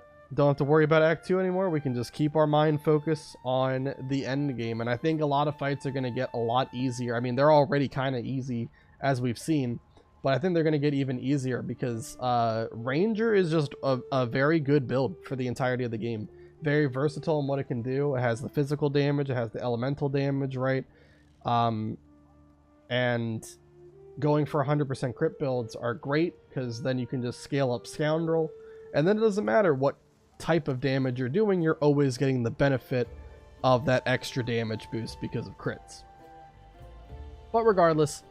the run's been going well. I've been having a lot of fun with it. Ranger, it's one of my favorite builds. So any reason I have to play it, I love taking. But thank you guys so much for watching, whether you're watching on YouTube, on Twitch, or you're watching the VOD. Thank you to Brett, Neo, Nick, Matters Chris, Moo, Doctor, for all being here. You guys are awesome, fun to talk to, make for a lively chat. And I will see you all next time.